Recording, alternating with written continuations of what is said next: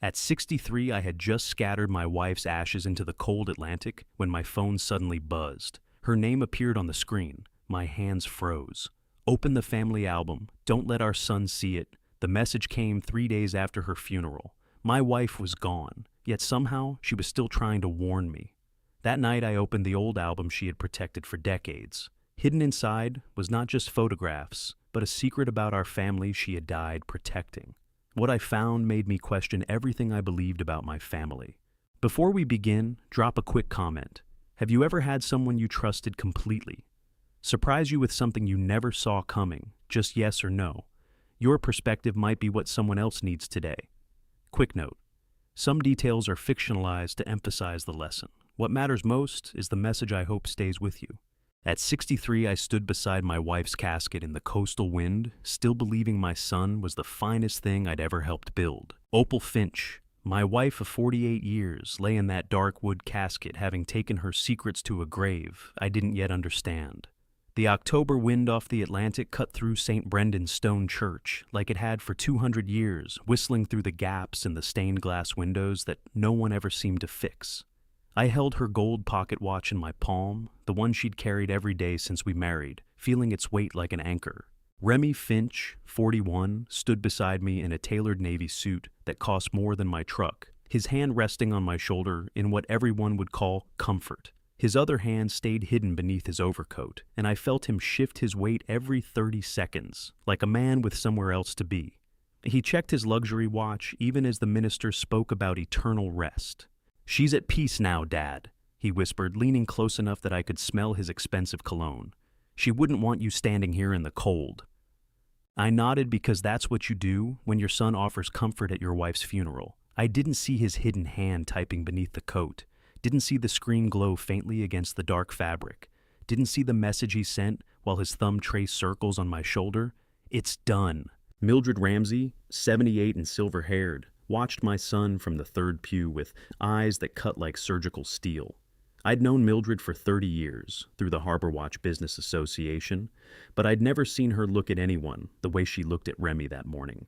Her hands stayed folded in her lap, perfectly still, but her gaze never wavered. When I caught her eye, she gave me a single nod, no words, no smile, just that surgical precision that made me feel like I was being measured for something I didn't understand yet. 3 rows behind Mildred sat Martha Callahan, 64, who had run the Harbor Watch community Facebook page and local news channel for 20 years, with the same quiet dedication she brought to everything. She and Opal had been close friends since the 70s. She dabbed her eyes with a folded tissue and didn't look at Remy once. Chief Sayomara Delaney, 36 in her pressed uniform, stood at the back of the church like a sentinel. She'd grown up 3 streets over from our clock shop, and I'd fixed her father's pocket watch twice before he passed. Now she was Harbor Watch's police chief, and she stood with her hands clasped in front of her, watching the service with an expression I couldn't read. Whether she was protecting us or watching us, I couldn't say. The minister finished his prayer.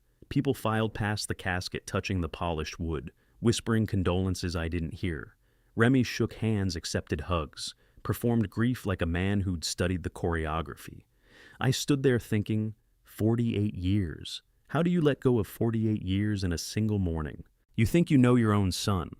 You think 41 years of shared breakfasts and bedtime stories build a foundation you can trust.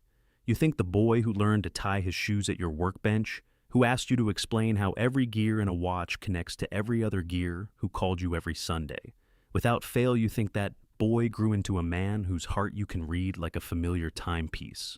I thought I knew Remy the way I knew the 1904 regulator clock in my shop window. Every tick, every rhythm, every small adjustment needed to keep it running true. I was wrong about both. By 11, the service ended. People scattered to their cars under a sky the color of old pewter. I sat alone in my Ford F-15, in the church parking lot, engine off, watching mourners depart through a windshield, fogging with my own breath. The pocket watch sat on the dashboard, its gold case catching what little light filtered through the October clouds. My phone buzzed. I almost ignored it, almost let it go to voicemail, like I'd let the last 40 calls go. All those kind people who meant well, but whose words I couldn't bear to hear yet. But something made me look. The screen showed a text message from Opal's number. The phone I'd personally deactivated 3 days ago. The phone I'd shut off with my own hands and locked in my nightstand drawer because I couldn't stand seeing her name light up my screen, knowing she'd never answer again. How does a woman who has passed send a text message 3 days after you watch them seal her casket? My hands shook as I opened it. The family album, bottom drawer of the clock workshop. Don't let Remy see. I read it twice, 3 times. The words didn't change. My wife's phone, deactivated and locked away, had just sent me a message telling me to hide something from our son. I looked up through the fog glass. Remy stood at the church entrance, maybe 50 feet away, staring directly at my truck. Not at the church, not at the other mourners still lingering near their cars. At me. His face was completely unreadable, not grief, not concern, not even curiosity. Just that same blank expression I'd seen 100 times when he was calculating something, working through a problem in his head, like he used to work through math homework at the kitchen table. How long had he been standing there? How long had he been watching? The phone buzzed again. I gripped it so hard the case creaked, my eyes locked on my son through the windshield. He hadn't moved, hadn't blinked, just stood there in his expensive suit with his hands in his pockets, watching his father sit alone in a truck in a church parking lot, holding a phone that shouldn't be able to send messages from beyond the grave. I looked down at the second text. He's watching you right now. Drive straight to the shop. Don't stop. Don't let him follow you. There's a USB drive in the album. Everything you need to know is on it. I'm sorry I couldn't tell you while I was alive. I love you. Opal. The pocket watch on the dashboard ticked. The Atlantic wind rattled the truck. Through the fogged windshield, Remy took one step forward, and I realized my wife had spent her final years building something I was only now beginning to see, something that had my son's face in its crosshairs and my hands on the trigger I didn't know I was holding. I took the back roads home, checking my mirrors every 30 seconds, the phone with my late wife's message burning a hole in my coat pocket. Remy's silhouette stayed in the church parking lot, watching until I turned the corner onto Harbor Road. The workshop smelled like linseed oil and metal shavings when I slipped through the back door, the familiar scent catching in my throat. 40 years I'd run this clock shop, and now every shadow felt wrong. I went straight to the bottom drawer of my parts cabinet, the one that stuck, unless you lifted while pulling. The purple linen photo album sat exactly where it always had, spine faded from sun that filtered through the east window every morning for a decade. I'd watched Opal page through it 100 times, her fingers tracing faces of relatives long gone, smiling at our wedding photos, like she was discovering them fresh. I opened it, expecting photographs. The center had been carved out with surgical precision, pages glued together in blocks, edges sealed with something that looked like bookbinding adhesive, creating a cavity maybe 3 inches deep. Inside that hollow, a black USB drive, a brass key on a tagged ring reading Warehouse 117, and a torn page with Opal's handwriting, "The people in these photographs no longer exist." My hands shook as I lifted the USB. She'd done this. My wife had spent months, maybe years, systematically destroying a family album to build a hiding place, gluing page after page, while I worked 10 feet away, oblivious. How many times had I seen her with this album and thought she was just remembering? How many evenings had she sat at the kitchen table, carefully hollowing out our history while I read the paper? I slipped the items into my coat pocket just as I heard the front door open. "Dad, you here?" Remy's voice carried the same warm concern it had at the church. I closed the album, slid it back shut the drawer. In the workshop, I called, keeping my voice steady. He appeared in the doorway with his own key already in his hand, the spare I'd given him years ago for emergencies. His eyes weren't on me. They cataloged the drawers, the shelves, the seams of the wall panels, like he was taking inventory of a stranger's estate. "I came to help pack things up," he said, stepping inside. "You shouldn't be alone in here right now." His gaze swept the room with the methodical precision of a man looking for something specific. That's when I saw it, white chalk dust on the hem of his navy trousers, stark against the dark fabric. Not dirt, not dust from kneeling at a grave. Chalk. The kind I used to mark measurements on metal before cutting. "I'm fine," I said. "Just needed to be around her things." He crossed the room, pulled me into a hug that smelled like cologne, and something else, anxiety maybe, or adrenaline. His hand patted my back 3 times, perfunctory. "Get some rest," he said, pulling back. "I'll check in this evening." He kissed my cheek the way he'd done since childhood and walked out. The front door chimed. Through the window, I watched him climb into his black Audi phone already at his ear before he'd even started the engine. You spend 50 years fixing broken mechanism springs, that snap gears, that slip balance, wheels that won't true, but you never expect the one thing you built with your own hands to be the thing that's rusted from the inside. I waited 30 minutes before I moved. At 5:30, the industrial waterfront smelled like salt and diesel and old fish, the kind of smell that soaks into your clothes and doesn't wash out. Warehouse 117 sat in a row of identical corrugated steel units, each with a rolling door and a padlock. The brass key fit perfectly. Inside the cold storage unit, a single item waited on the concrete floor, a black Dell laptop. Fully charged power cord plugged into the unit's electrical outlet. Beside it sat a sealed brown envelope with Opal's handwriting, "Open after the USB." I knelt on the cold concrete, my knees protesting, and opened the laptop. It came to life immediately, password already bypassed, desktop clean, except for a single folder icon. Not Whitmore and Sons, not some code name, just the full account. I plugged in the USB drive. The first subfolder was labeled Phone Protocol, and suddenly I understood. Opal had set up a cloud schedule message through a third-party app, timed to send 72 hours after her death, routed through a remote server that required no active SIM. She had deactivated the physical phone herself, knowing the message would still fire from the cloud on schedule. She had planned even that. Even the exact moment I would sit frozen in a church parking lot, reading her name on a dead screen.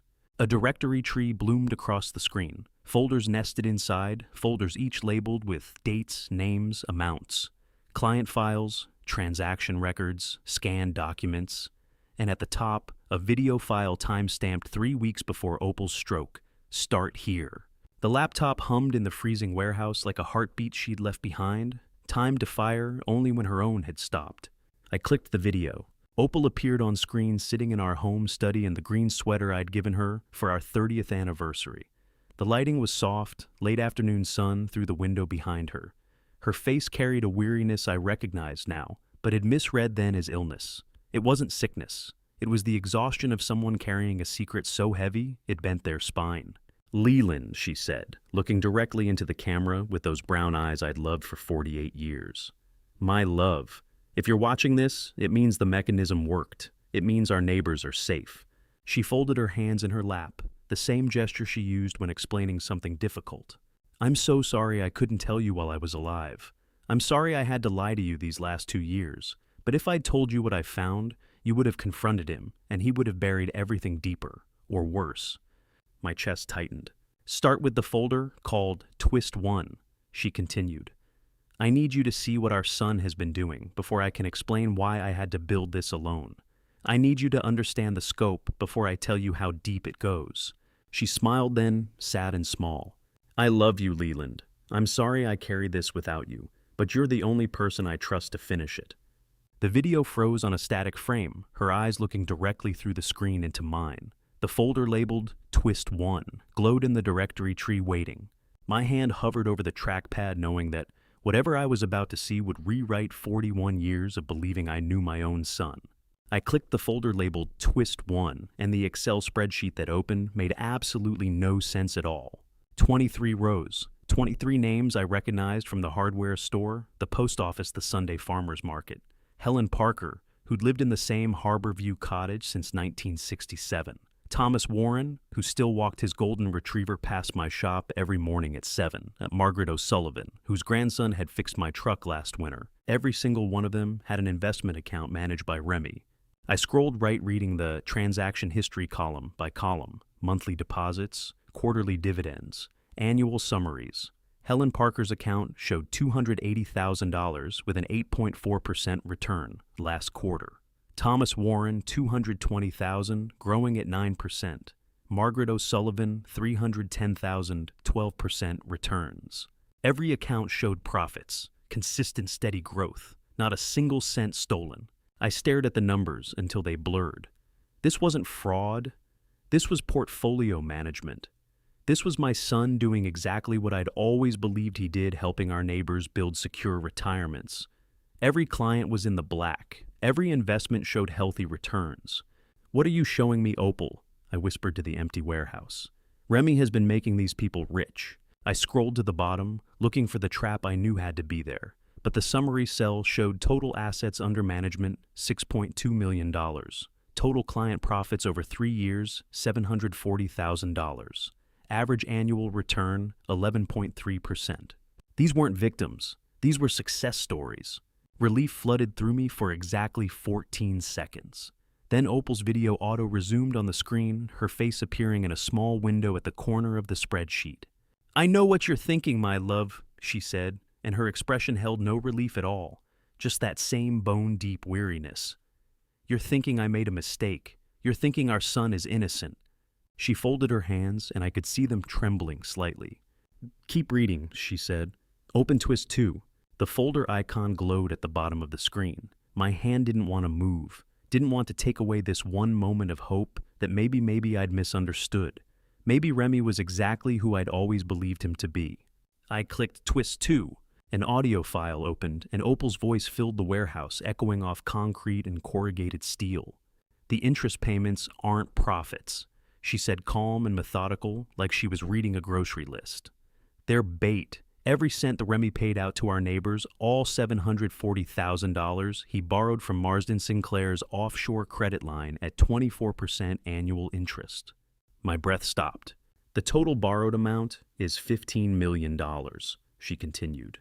"Marsden funded the entire operation through a Cayman Islands investment vehicle. The interest alone compounds to nearly $4 million over 3 years.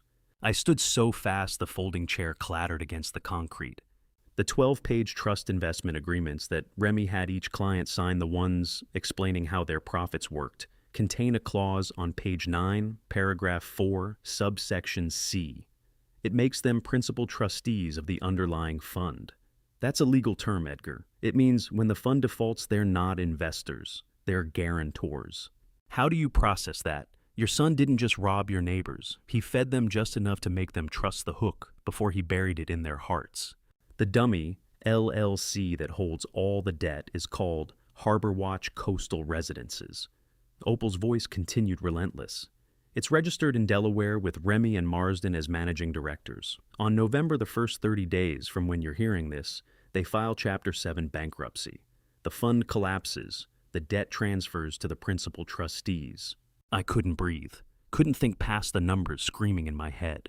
23 families, she said, and her voice finally cracked. 23 of our neighbors will wake up on November 2nd legally responsible for $15 million in defaulted offshore debt. The bankruptcy court will grant seizure orders within 72 hours, foreclosure sales within 30 days. The warehouse spun.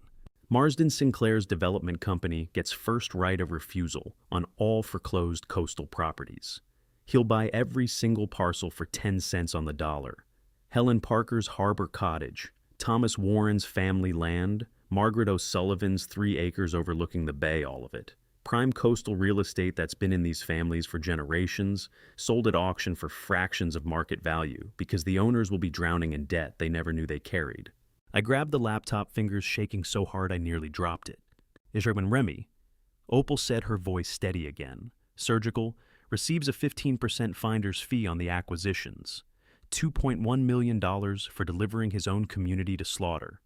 The audio file ended. Silence filled the warehouse like a physical weight. My breath came out in visible clouds. The laptop's fan whirred. Somewhere outside, a gull cried over the harbor, where 23 families were about to lose everything they'd spent lifetimes building.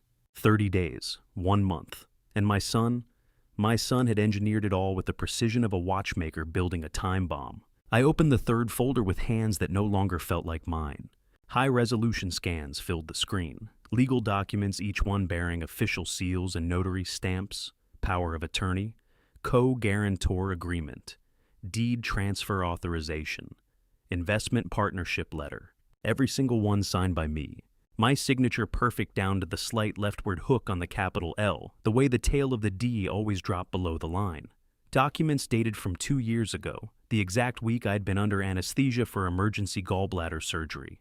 The week I'd been unconscious for 7 hours, while my son sat in the hospital waiting room, telling nurses he'd stay, until I woke up, that he wouldn't leave his father's side. The screen's blue glow reflected off the warehouse walls as I stared at my own forged signature on papers that would make me look like the mastermind. That would make me the co-conspirator in destroying 23 families while I slept, dreaming nothing, trusting everything. The forensic handwriting analysis Opal had commissioned was meticulous, clinical, and absolutely damning. Every signature was mine, and none of them were. I scrolled through the scanned documents in the warehouse's dim light. Power of attorney granting Remy complete financial authority. Co-guarantor agreement binding me as primary backer for $12 million. Deed transfer moving my clock shop into a shell corporation. Authorization letter to Bank of Maine releasing account access to third parties. Opal's forensic report sat in a subfolder commissioned from a Boston handwriting expert. The conclusion appeared in bold. All 4 signatures demonstrate advanced forgery techniques. Authentic pressure patterns absent. Documents created February 2021. February 2021. Opal's handwritten margin note, exact week of your gallbladder surgery. You were unconscious. 7 hours on an operating table. 7 hours while Remy sat in the waiting room, holding my hand, before they wheeled me away promising he'd be there when I woke. He had been there, smiling, bringing water, adjusting pillows. He'd waited until I was unconscious and helpless to forge documents that would destroy me. She knew this all along, I whispered. That's why she built the USB, not just to expose him to save me. Without this evidence, I faced 15 to 25 years in federal prison. With it, I was a victim. The difference sat on a black USB drive in my coat pocket that Remy would kill to find. I drove home at 2 a.m. with the laptop hidden under my bench seat and the USB in my sock. Managed 4 hours of sleep before the knock came at 8. Police Chief Sayomara Delaney stood on my porch holding a white bakery box and a smile that didn't reach her eyes. I wanted to check in on you's land, she said, stepping inside before I could decide whether to invite her. Your heart. Are you managing the stress, okay? I'm fine, I said. Is Remy staying in town to help? She set the pastries on my counter. Must be hard for you being alone after Opal. Her questions felt calculated data gathering, rather than comforting. Her eyes tracked to the hallway to the kitchen window, overlooking my workshop. I'm holding up fine, Chief, I said. Thank you for the concern. Her phone buzzed on the counter. She reached for it quickly, but my clockmaker's eyes, trained to catch the smallest gear movements, caught the caller ID before she flipped it face down. JW. The initials meant nothing to me then. The FBI would later show me Remy's encrypted contact list. Every name replaced with 2 letters. Every identity buried behind initials only he and Sayomara would recognize. JW was Remy.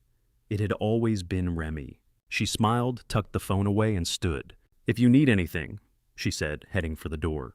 The department is here for you. You think you can trust your local police chief to protect you from a criminal. You don't expect her to be sitting in your kitchen eating your pastries while texting the criminal who's destroying your community. 30 minutes after Sayomara left, Remy walked into my clock shop using his own key. Dad, I can stay here a few days, he said, setting his briefcase on my workbench. Help you manage the books. You shouldn't be dealing with business right now. His mouth said concern. His eyes said something else. They scanned the workshop with systematic precision, shelf seams, wall panel edges, floor plank gaps. He was cataloging, auditing, looking for something specific. I appreciate that, son, I said. But I've been running this shop 50 years. The books can wait. You sure? He crossed to the window. I don't mind staying. When he turned back, I saw it again. The same chalk dust on his trouser hem, but fresher now than at the funeral. He had been inside the compartments a second time. He moved through my workshop like a man surveying land he was planning to foreclose on, measuring every corner, calculating every asset, deciding what was worth keeping and what could be demolished. Get some rest, he said finally, crossing to kiss my cheek. I'll check in this evening.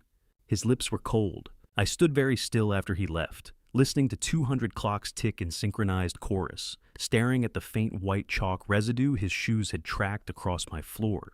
The tracks led from the front door straight to the antique grandfather clock cabinet. Not to my workbench, not to my office, not to the filing cabinets. To the grandfather clock. The one my father Harold built in 1957. The one he'd constructed with hidden compartments in the base, framing sealed behind panels requiring specific pressure points to open. The one he'd told me about once 2 weeks before his stroke, making me promise never to open it until I understood why. I'd never opened it, Never understood. Forgot about it for 40 years while I ran the shop and raised a son and loved a wife who died keeping secrets. But Remy hadn't forgotten. He'd been here before the funeral, maybe during it, forcing entry into compartments I'd left sealed for 6 decades. There was only one way he could have known the compartment existed: Sinclair. Marsden Sinclair's father had known Harold personally, had been in this shop, had watched my father work. Whatever Mihai Vance had seen or been told, he had passed it to his son, and his son had filed it away for decades, waiting for the moment it would be useful, searching for something my father had hidden.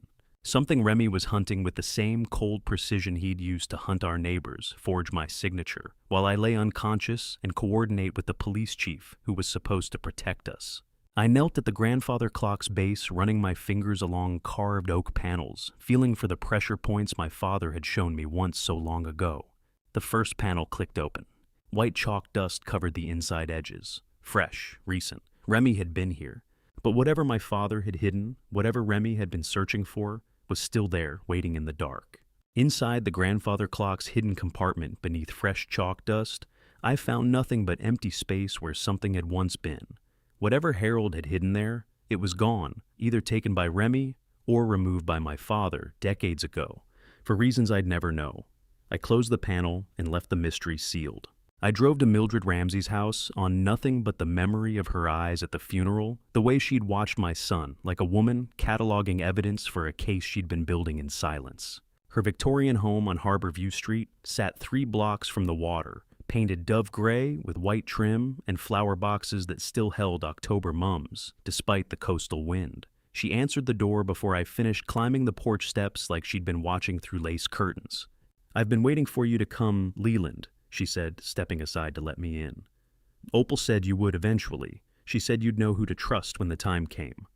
The living room smelled like Earl Grey tea and furniture polish. She poured from a china pot into cups that looked older than both of us, then sat across from me in a wingback chair that had probably witnessed 70 years of harbor storms through those tall windows. I was chief forensic accountant for Maine Trust Bank before retiring.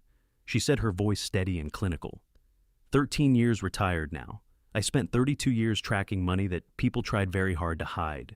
She set her teacup down with a soft clink. Opal walked into my home 18 months ago with property records that didn't add up, tax assessments that had been quietly amended, trust agreements filed with the county clerk that contained language she'd never seen in standard estate planning documents.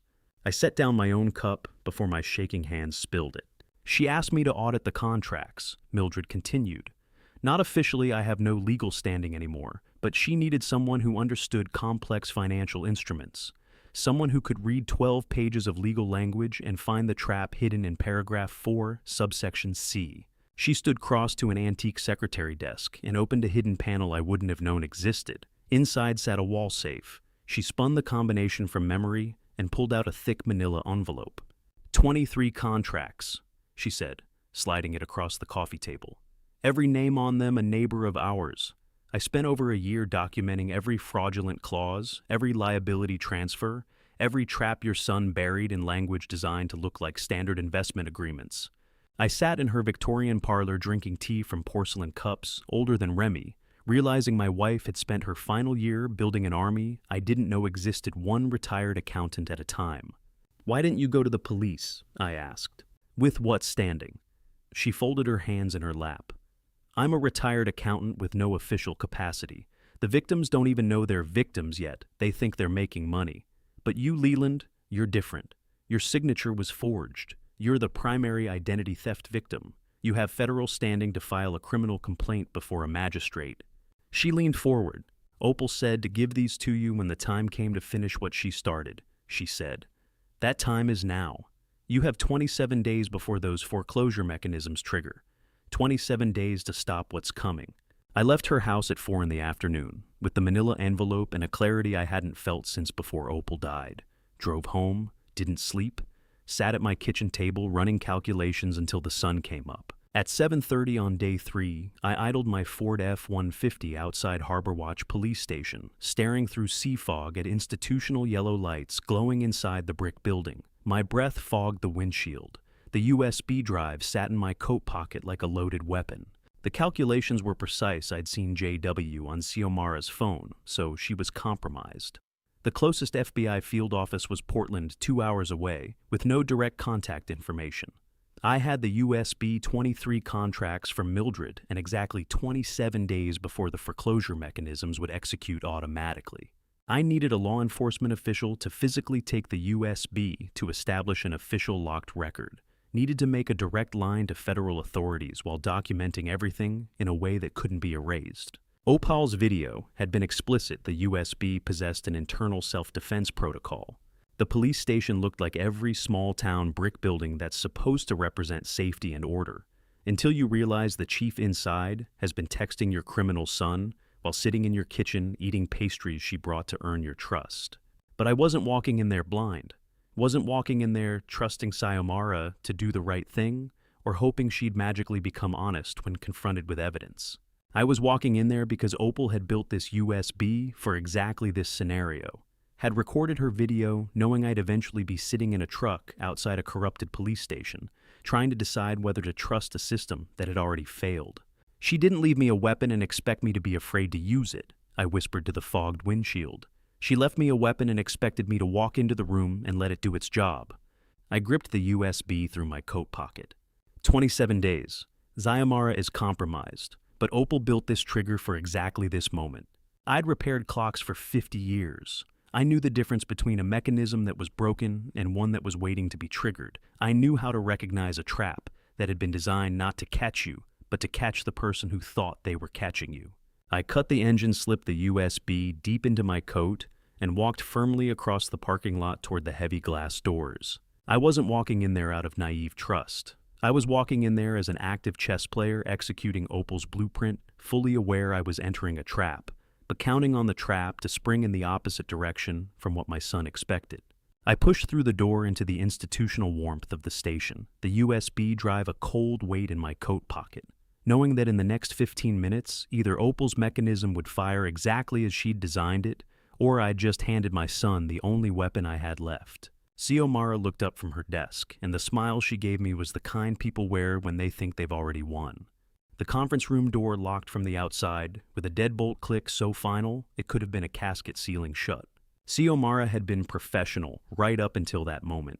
Led me into the small conference room with its frosted glass window and metal table bolted to the floor. Listened intently as I explained I had evidence of fraud. Took detailed notes on a yellow legal pad. Asked careful questions about dates and amounts. Then I'd place the black USB drive on the table between us. "I'll just retrieve the proper evidence logging forms, Mr. Finch," she'd said, standing smoothly. "One moment." She stepped out. The deadbolt echoed through the empty hallway. I sat very still, counting my heartbeats, listening to the station's sounds through thin walls. Radio chatter, a phone ringing, someone making coffee in the break room. 15 minutes later, the lock turned. Marsden Sinclair walked in first.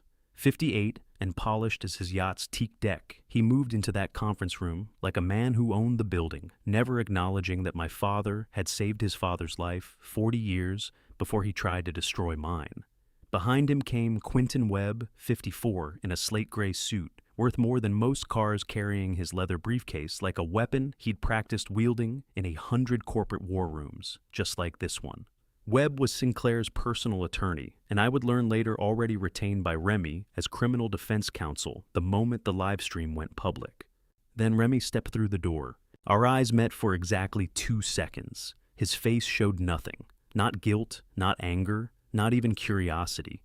Just the blank professional mask of a man conducting business. Sinclair sat across from me, sliding a fresh stack of documents across the metal table.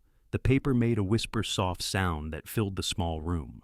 "Mr. Finch," he said, his voice carrying the smooth cadence of a man who'd spent decades negotiating deals. "The USB device you brought in is being digitally wiped as we speak. There's nothing left for you to fight with.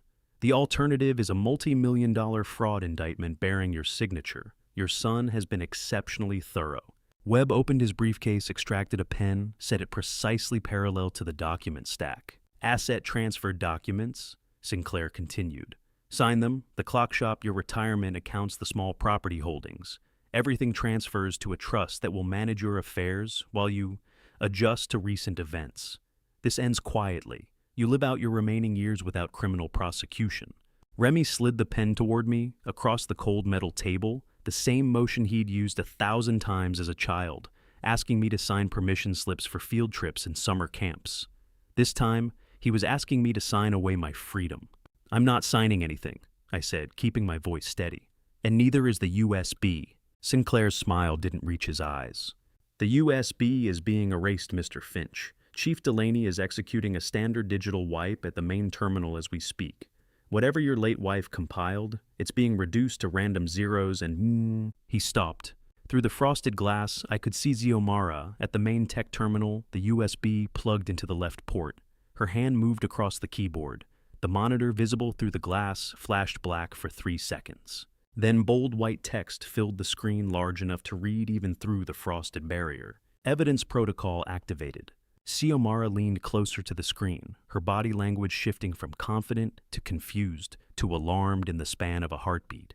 Her hand moved to the keyboard again, typing frantically. The monitor split into 4 quadrants. Top left live video feed of this conference room. I could see myself sitting at the table, Sinclair across from me, Remy standing by the door. Top right, scrolling text, listing 23 names each with contract details. Bottom left, bank transaction records. Bottom right, a view counter. 7 views, 40 views, 200 views. Below the quadrants, white text, streaming to Facebook/Martha Callahan, YouTube/Martha Callahan, FBI Boston Field Office, Maine Attorney General, Portland Press Herald. The view counter didn't climb, it exploded. 1,400, 3,200, 7,800. Harbor Watch had a population of 3,200. Every single person in town was watching Martha Callahan's live stream of their police chief standing frozen at a terminal while real-time evidence of fraud scrolled across their screens. Marsden Sinclair stood so fast his chair crashed backward. "Kill the power!" he screamed at Xiomara through the glass. "Disconnect the network. Pull every cable out of that machine." Xiomara yanked the Ethernet cable. The stream didn't stop. She pulled the power cord. The screen stayed lit. The USB had its own embedded cellular connection, bypassing every local network and firewall the station possessed. Remy's hands started shaking. He stared at the monitor at the view counter, climbing past 12,000, watching his mother's profile picture in the corner of the stream, the photograph I'd taken of her on our 35th anniversary. Martha Callahan was trending in a town that had just buried Opal Finch. Webb grabbed his briefcase, already moving toward the door. We need to... Sinclair couldn't finish a sentence watching the numbers climb. "How is it?" "Facial recognition," I said quietly. All 3 of them turned to look at me. "The USB's Python script. It detected your faces through the terminal camera, all 3 of you. That's what triggered the broadcast protocol. A cybersecurity contact of Dr. Gallagher's built it, designed through his introduction, though he never knew its full purpose." I stood slowly, my legs steadier than I'd expected. "My wife spent 18 months building a bomb," I said. "You just volunteered to set it off." In the distance cutting through the morning harbor, fog federal sirens began wailing. Not 1, not 2. 3 distinct vehicles, maybe 4, coming fast from the direction of the coast road. Through the frosted glass, I watched Xiomara yank more cables in pure panic. While the view counter hit 15,000 and kept climbing, the stream was regional, now spreading through coastal Maine like wildfire. News stations would pick it up within minutes. The evidence was public, permanent, irreversible. Remy's face had drained of color. He finally understood what I'd known walking through that station door his mother had outplayed him from, beyond the grave, using his own arrogance as the trigger mechanism. The sirens were close enough now to distinguish individual vehicles. 4 of them, maybe 5, coming fast. And we were all still locked in a conference room with a view counter climbing toward 20,000, while Opal's evidence streamed to every screen in 3 counties. The conference room door didn't open. It exploded inward as 3 tactical agents in body armor swept through, with FBI Special Agent Diane Kowalski leading the breach. 47, all tactical efficiency and no wasted motion, she moved through that doorway like she'd been waiting months for exactly this moment. Later, I learned she had been. "Mr. Finch," she said, extending a hand to help me stand. "You're free to go. These gentlemen are being held for field interrogation." Remy stood against the far wall, Hand's visible face completely blank. Sinclair had Webb whispering urgently in his ear, already building whatever legal fortress they'd need. Xiomara Delaney, Kowalski said into her radio, leading me into the hallway. Badge and service equipment confiscated. Emergency administrative suspension effective immediately. I watched through the main room's window as 2 agents removed Xiomara's equipment from her desk. She didn't resist. Just stood there with that same professional mask she'd worn bringing pastries to my kitchen. Kowalski walked me toward the station exit, her hand light on my elbow. Whoever engineered that USB drive just saved us months of grand jury work, she said. We've been tracking Sinclair's offshore shell entities for 8 months. Federal wire fraud, RICO conspiracy, elder financial exploitation across state lines. We were just missing the anchor trust documents, the actual signed contracts showing the liability transfers. She pushed through the glass doors into cold October air. Your wife's USB provided them via certified mail duplicate, she continued.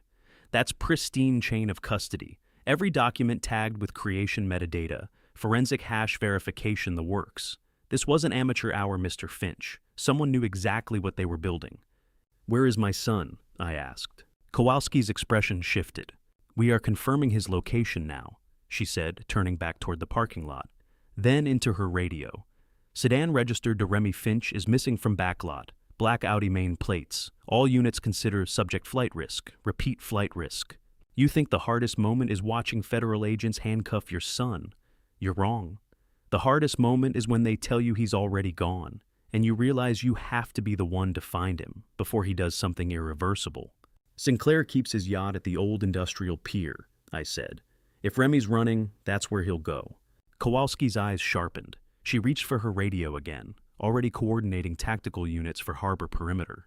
I didn't wait for her response. Slipped out the station side door while she was calling positions to her team, her voice fading behind me as I moved toward the waterfront access road. I didn't run. Couldn't run. 63 years old with a heart that had needed surgery 2 years ago doesn't leave much room for sprinting, but I walked fast measured pace following the 400-meter harbor pathway that wound through industrial warehouses toward the old commercial pier. Dense morning fog had rolled in off the Atlantic, dropping visibility to less than 20 meters. The world became white murk and distant sounds. Wooden handrails wet with condensation under my grip. Marine diesel thick in the air, mixing with salt and rotting kelp. Commercial foghorns moaning somewhere in the invisible distance. I paused twice to steady my breathing hand, pressed against damp wooden pilings, feeling my pulse hammer against my ribs. Every step on that fog-soaked pier burned in my chest, not from the cold Atlantic air, but from the knowledge that I was 63 years old, chasing a ghost through the mist. And if I didn't reach that yacht in time, the ghost might be my son's future. The harbor crown materialized through the white like a dream turning solid. High-end yacht, 42 feet. Teak deck gleaming even through the fog. Deck lights cutting yellow circles in the murk. Diesel engines idling heavy, that low industrial pulse you feel in your bones before you hear it. Remy's Audi sat 20 meters back in the gravel lot. Driver's door still open, engine running. I moved closer to the yacht's aft deck, my shoes making no sound on the wet planks. Then I heard them. Voices from the main cabin, muffled by walls and fog, but unmistakable. Remy's voice high and desperate words unclear, but tones screaming. Sinclair's low, furious roar cutting through deeper threatening. Violent argument, something crashing, more shouting, then sudden absolute silence. The kind of silence that fills the space where sound used to be, where your brain keeps expecting the next word, the next crash, and gets nothing. Then a single sharp sound cut through the fog, absorbed almost instantly by the mist and the lap of water against pilings as if the harbor wanted to swallow what had just happened. The sound punched through the white air and died almost instantly, swallowed by mist and water. No echo. Just that single crack, and then the gentle lap of harbor water against pilings, indifferent, as it always was, to what happened above. I stood 3 meters from the aft deck in the white murk, my pulse roaring in my ears, knowing that in the cabin beyond that teak door, someone was dead and my son was holding the weapon. The only question was whether he'd fired it in cold calculation or desperate self-defense. The yacht's deck lights kept cutting their yellow circles through fog. The engines kept their steady diesel throb. Somewhere behind me on the access road, I heard tactical vehicles approaching their sirens, muted by distance and weather. But here on this pier in this moment, it was just me and a locked door, and the knowledge that whatever I found on the other side would rewrite the last 41 years one final time. I stepped onto the aft deck. The teak was slick with condensation. Through the cabin's porthole window, I could see movement inside a shadow, shifting darker than the fog. My hand reached for the cabin door handle. It turned easily, unlocked. I pushed it open and saw what my son had done. I stepped onto the aft deck and saw Marsden Sinclair lying motionless on the teak planks, a single wound in the center of his chest, and my son standing 3 meters away, holding the weapon that had ended it. Remy's face showed no panic, no remorse, just pure tactical assessment, like a mechanic evaluating an engine that had stopped running. The weapon hung loosely in his right hand barrel, pointed at the deck. His breathing was steady. His clothes showed no signs of struggle. This hadn't been a fight. It had been a calculated, deliberate act. I never planned to run with him. Remy said, his voice calm and analytical. The moment the live stream went up at the station, I routed our shared shell company accounts into crypto cold storage, untraceable. Then I drove here knowing Sinclair would follow. He'd want to coordinate a legal defense pool resources, present a unified front. He glanced down at Sinclair's body without expression. Remove Sinclair, blame everything on the man who can't defend himself. Claim he coerced me through threats. Simple, clean. He looked back at me. It would have worked, Dad, he said, without anger, without bitterness, just stating a fact. If Mom hadn't spent her last 2 years building a bomb inside a USB drive, he said it the way a chess player acknowledges a move they didn't see coming, professional respect for a strategy that had outplayed his own. Remy, I said, keeping my voice steady. Put the gun down. Not because the FBI is at the gate, because you are still my son and I am asking you. He let out a cold, hollow laugh that echoed off the fog-shrouded water. Am I, though? He said. Your son. You sure about that, Dad? He shifted his weight, the gun still hanging at his side. I found the DNA records when I was 16. Shop-safe hidden files in the back. Mother unknown transient woman died from exposure at Portland General, 1985. Father unknown transient. Adoptive parents Leland and Opal Finch. Closed adoption, all original records sealed. He thought the DNA would cut me. He thought revealing he'd known about the adoption for 25 years would sever whatever bond we had left. He didn't understand that I wasn't mourning the loss of a biological son.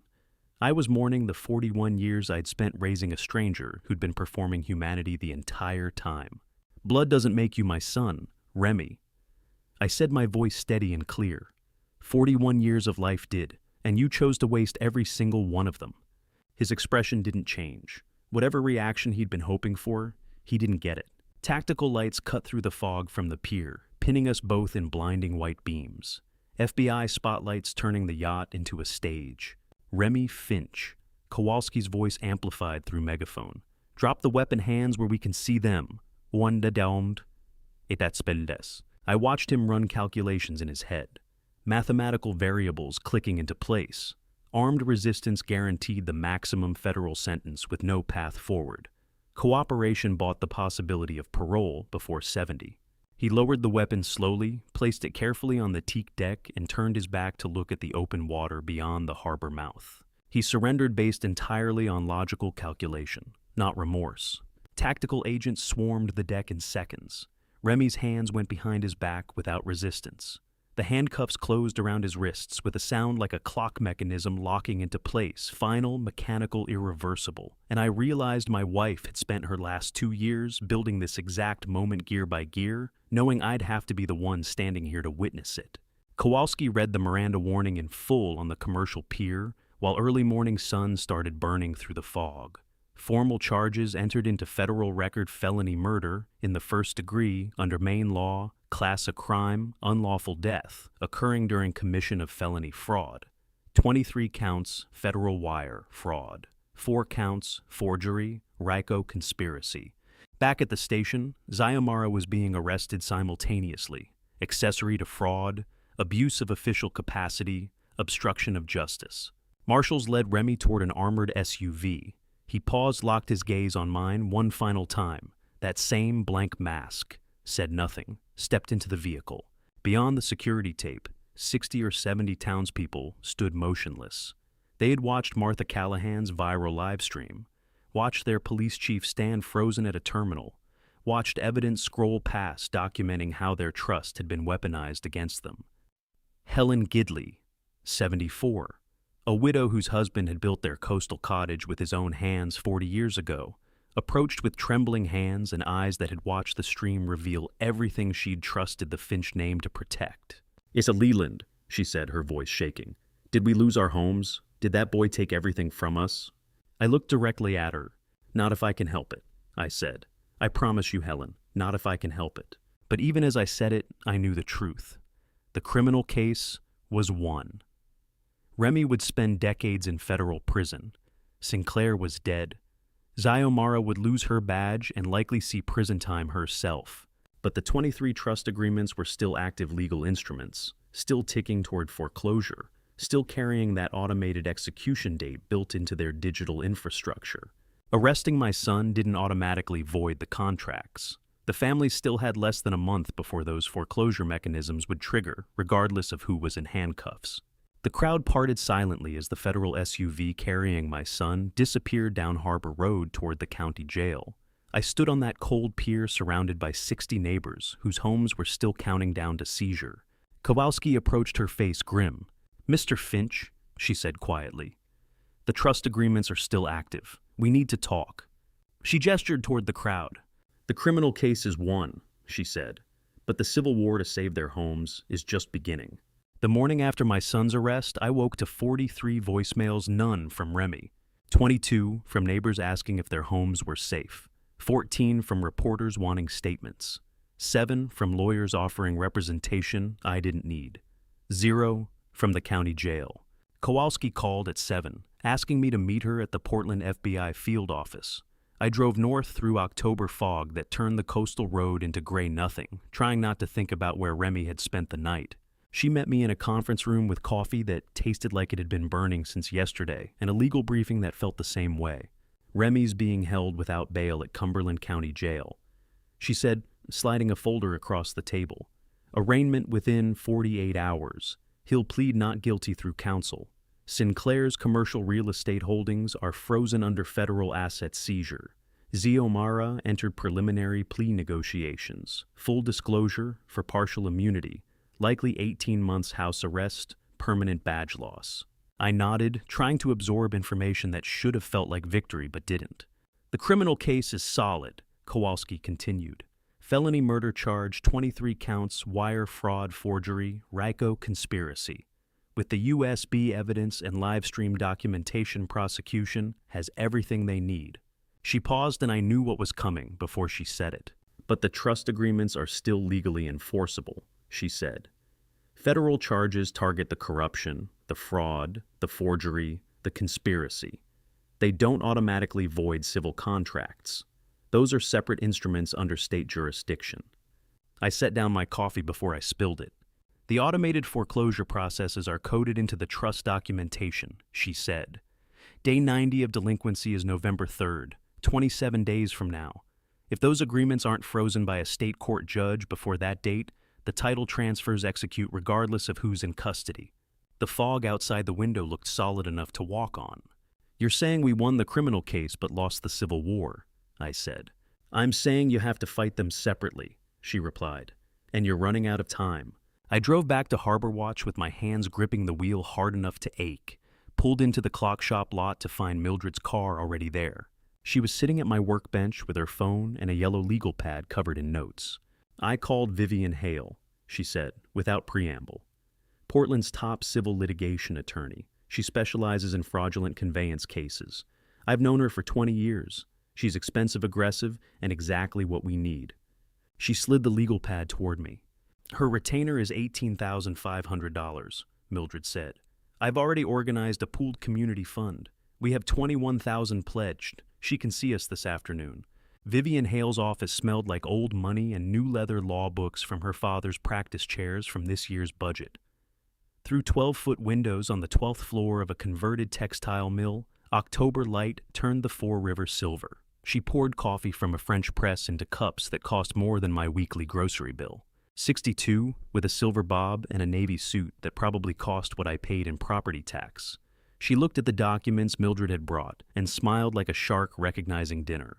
I eat developers for breakfast? She said, her Yale Law 86 diploma watching from the wall behind her. Your son and his partner built themselves an elegant trap. Let's see if we can spring it backwards. She spread the trust agreements across her mahogany conference table. Self-executing foreclosure clauses. She said, tapping paragraph 4, subsection C with a manicured nail. No human review required. On day 91, November 3rd, automated title transfer occurs via coded triggers embedded in the digital trust documentation. Even if a judge rules the whole scheme fraudulent 6 months from now, reversing 23 completed foreclosures takes years.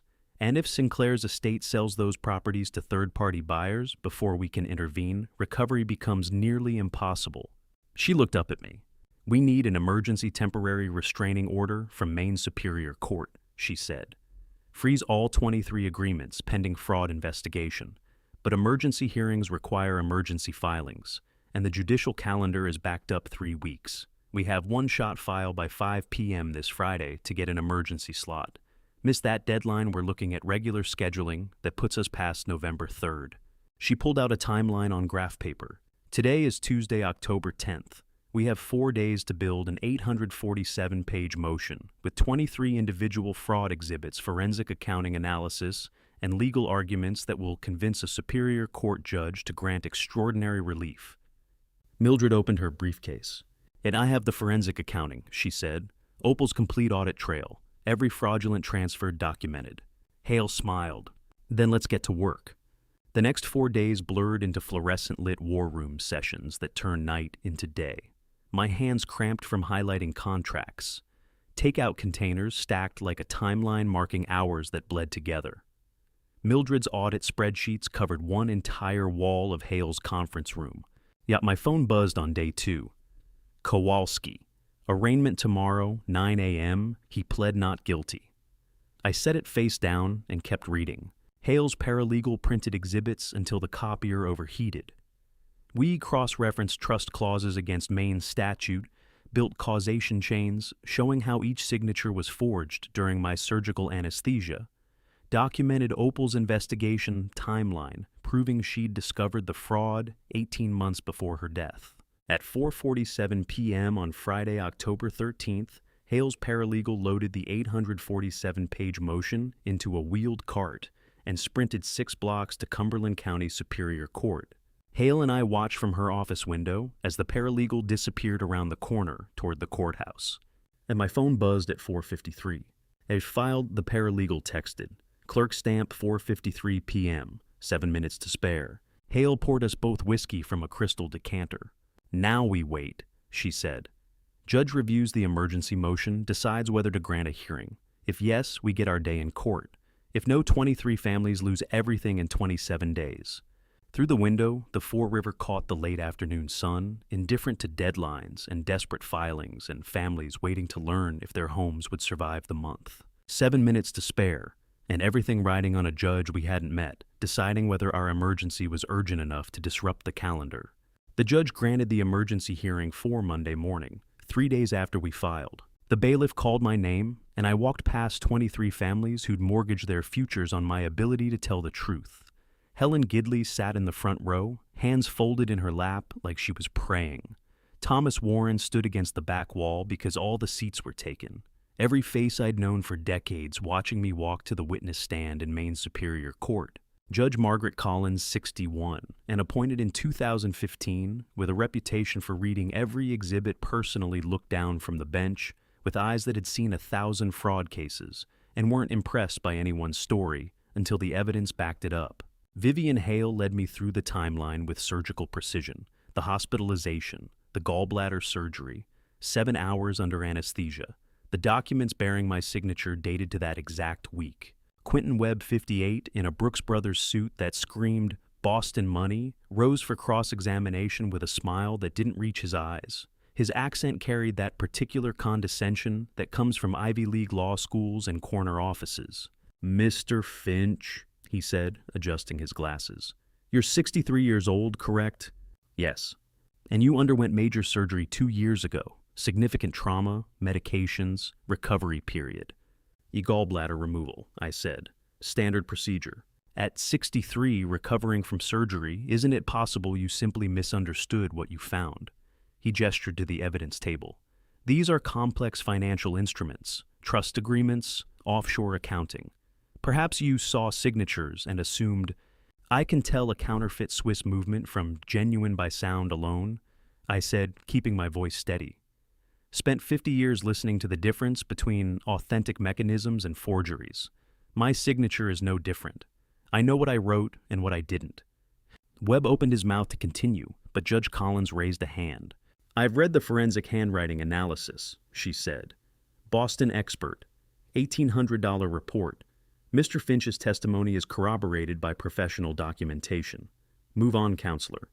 The gavel crack sounded like a vault closing. Hale presented Mildred's forensic accounting, the USB evidence chain of custody. Opal's audit trail, documenting 18 months of investigation before her death.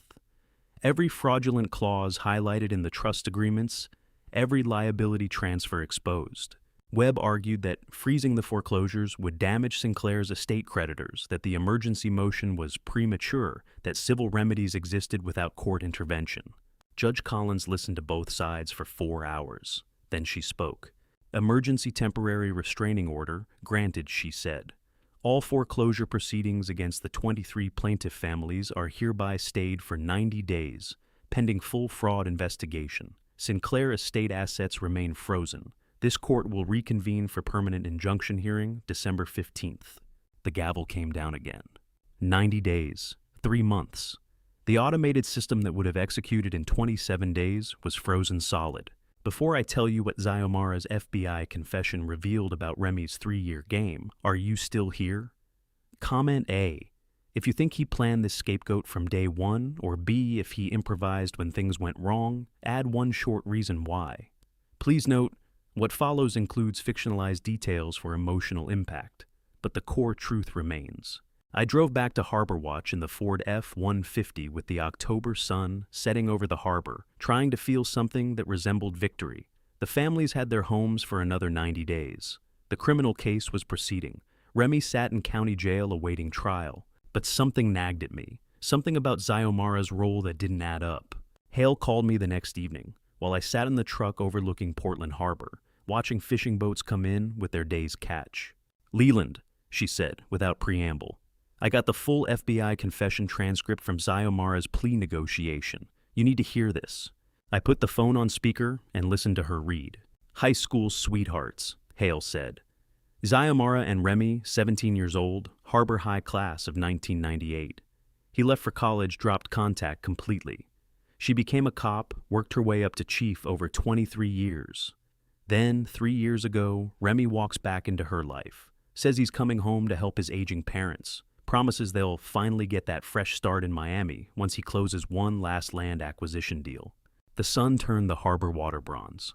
She loved him at 17, Hale continued. He used that for 24 years. I gripped the steering wheel. The morning the USB went live, Hale said, her voice going flat. Remy texted Xiomara a screenshot. Every email she'd sent, coordinating with him about the trust agreements. Every text about keeping investigations quiet. Every communication over 3 years, all of it under her official police department signature, forwarded to offshore accounts she didn't know existed. Love as a 24-year con, the longest game my son ever played. He told her the entire paper trail pointed straight at her, Hale said. That if she didn't help him disappear, the USB evidence federal prosecutors would see a corrupt police chief orchestrating elder fraud while he was just a financial advisor following her instructions. He planned her fall before he even brought her back to Maine, I said. Every signature she thought proved their partnership was actually building her prison. Hale confirmed. Her plea deal, 18 months house, arrest 3 years probation, permanent badge revocation. She testified against him for partial immunity. I sat in the truck watching the harbor lights come on as darkness fell. Xiomara had been Remy's designated fall guy for 3 years. Every signature a brick in her own cell. Every email a piece of evidence against her if things went wrong. If he'd used a police chief that methodically burning her the second she became a liability, What did he plan for me? The USB drive sat in my glove compartment, the same one Opal had hidden in the hollowed-out album. I'd thought of it as her gift, her weapon, her bomb designed to expose Remy's fraud. But sitting there in the growing dark, I realized it was something else entirely. Opal's warning. Vivian's motion had bought us 90 days. The USB reframed as Opal's warning, rather than my crime, had shifted the narrative just enough. But the relief lasted exactly 9 hours. The FBI dossier arrived at 8 p.m., 47 pages on Marsden Sinclair's family history, with my father's name on page 12. I sat in the workshop under the pendant lamp, the same light my father had worked beneath for 40 years. Agent Kowalski had delivered the file personally, her expression unreadable. Page 12, she'd said. You'll want to read that part first. The document was clinical. Subject Mihai Vanse, born Bucharest. 1948, emigrated 1969 under refugee status. Married 1973, son born 1975, changed surname to Sinclair 1976. But the attached memo, dated March 1970, typed on my father's old letterhead, told the real story. Mihai Vinci had faced deportation, a technicality in his visa application, something about forged sponsor documents. ICE had scheduled his removal for April 15, 1970. He had a 6-month-old son, no family in Romania, no money for lawyers. My father had used the emergency fund, the same diamond reserve Opal had mentioned in her video, to hire an immigration attorney, pro bono, officially. The attorney's retainer, $8,500, the equivalent of $65,000 today. There was a handwritten note paperclipped to the memo, my father's fountain pen script. Some debts cannot be repaid. This is a gift, not a loan. Build a good life, Mihai. That's payment enough. Mihai Vance became Marsden Sinclair's father, built a modest accounting practice in South Portland, died in 2019, according to the dossier. I called Mildred. She answered on the first ring. You've read it, she said. Sinclair's father, I said. My father saved his entire family. There's more, Mildred said. Page 34. We found Mihai's diaries in Sinclair's yacht safe. He knew. I flipped ahead. The FBI had photographed diary entries Mihai's cramped handwriting, dated September 2018, 1 year before his death. I told Marsden today about Harold Finch, how he saved us when no one else would, how we would have been deported, how his mother and I would have been separated from him. Marsden said nothing, just nodded. I don't think he understood what I was trying to tell him, that gratitude matters, that some men are simply good. But Sinclair had understood. The next page showed a photocopy of that same diary entry this time, with a handwritten note in the margin. Sinclair's handwriting unmistakable. Gratitude is genetic defect of the week. 2 generations of kindness erased by a margin note. My father had given Sinclair's family a future expected nothing, received nothing. And Sinclair had discovered this debt, this historical act of pure generosity and chosen betrayal anyway. Not in spite of what he knew, because of it. He kept the diary. I said, my voice hollow. He kept the proof of what my father did, and he destroyed us anyway. Sociopathy doesn't negate memory, Mildred said quietly. It negates conscience. He remembered. He just didn't care. I set the dossier down. My hands were shaking. Remy's arraignment is tomorrow morning, I said. 9 a.m. I know, Mildred said. I'll be there. The courtroom was smaller than I'd expected. Federal District Court, Portland, Day 11. Judge Robert Danforth, presiding 64, appointed 2009 former federal prosecutor with a reputation for denying bail in violent felonies. His face was carved granite, his gaze surgical. Remy entered in an orange jumpsuit, wrists shackled. 41 years old. My son. He didn't look at me. Quentin Webb stood beside him, sleek and composed. The prosecutor, a woman in her 50s with steel gray hair, outlined the charges: felony murder, first degree, flight risk due to undisclosed cryptocurrency holdings, estimated at $2.7 million. Webb made his argument. Your Honor, Mr. Finch has deep ties to the community, no prior criminal record. He's requesting bail in the amount of $2 million with electronic monitoring and surrender of all passports. The prosecutor countered.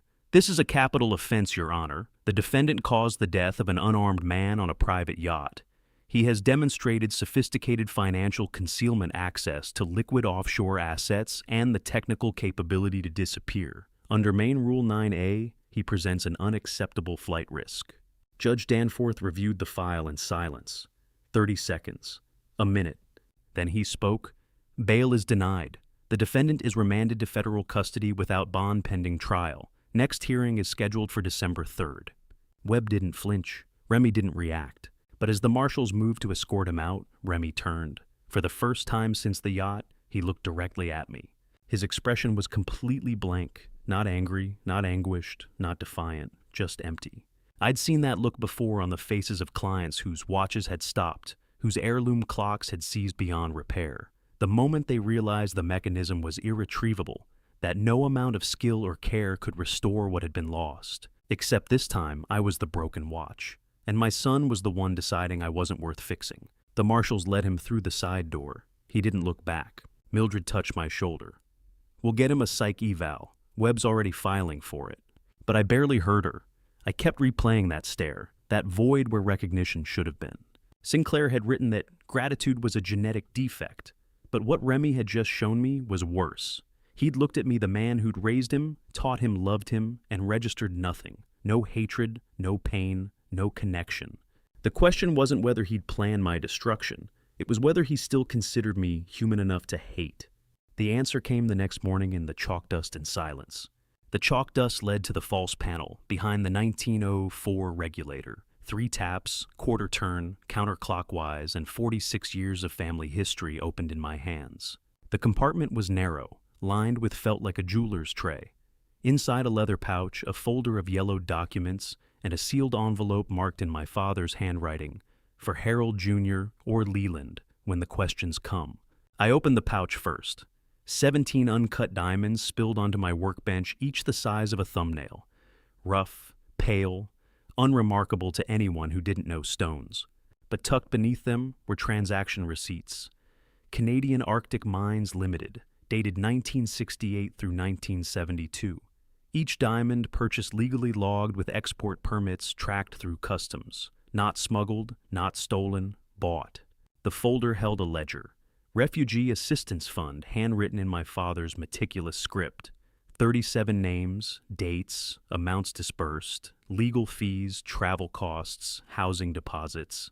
Line 14 confirmed what the FBI dossier had already told me, but reading it here in my father's own handwriting in his private compartment made it real in a way no FBI report ever could.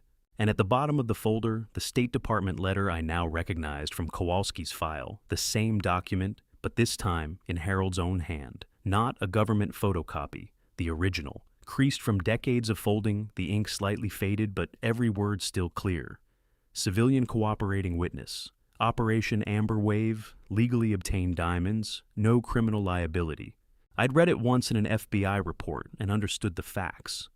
Reading it here in my father's private compartment, surrounded by his careful handwriting and his decades of quiet sacrifice, I understood something else entirely. He had never needed anyone to know he was good. He had simply been good alone in the dark for as long as it took. Remy had spent years believing our name was built on crime. The truth had been sitting 3 taps away waiting for someone to ask. 43 years.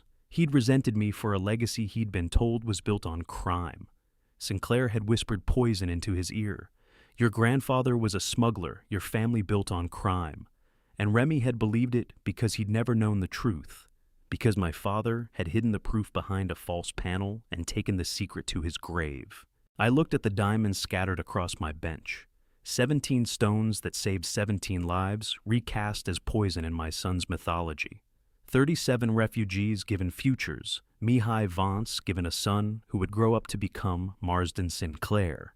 And Sinclair had repaid that generational kindness with a lie that had torn my family apart. You built your entire war on a ghost, Remy I said to the empty workshop. But he wasn't there to hear it, and even if he had been, I wasn't sure it would have mattered. The blank stare haunted me, the void where my son used to be. I placed the diamonds back in the pouch, folded the documents, put everything back in the compartment and sealed it. Then I saw the second envelope, taped to the inside of the false panel door nearly invisible in the shadow.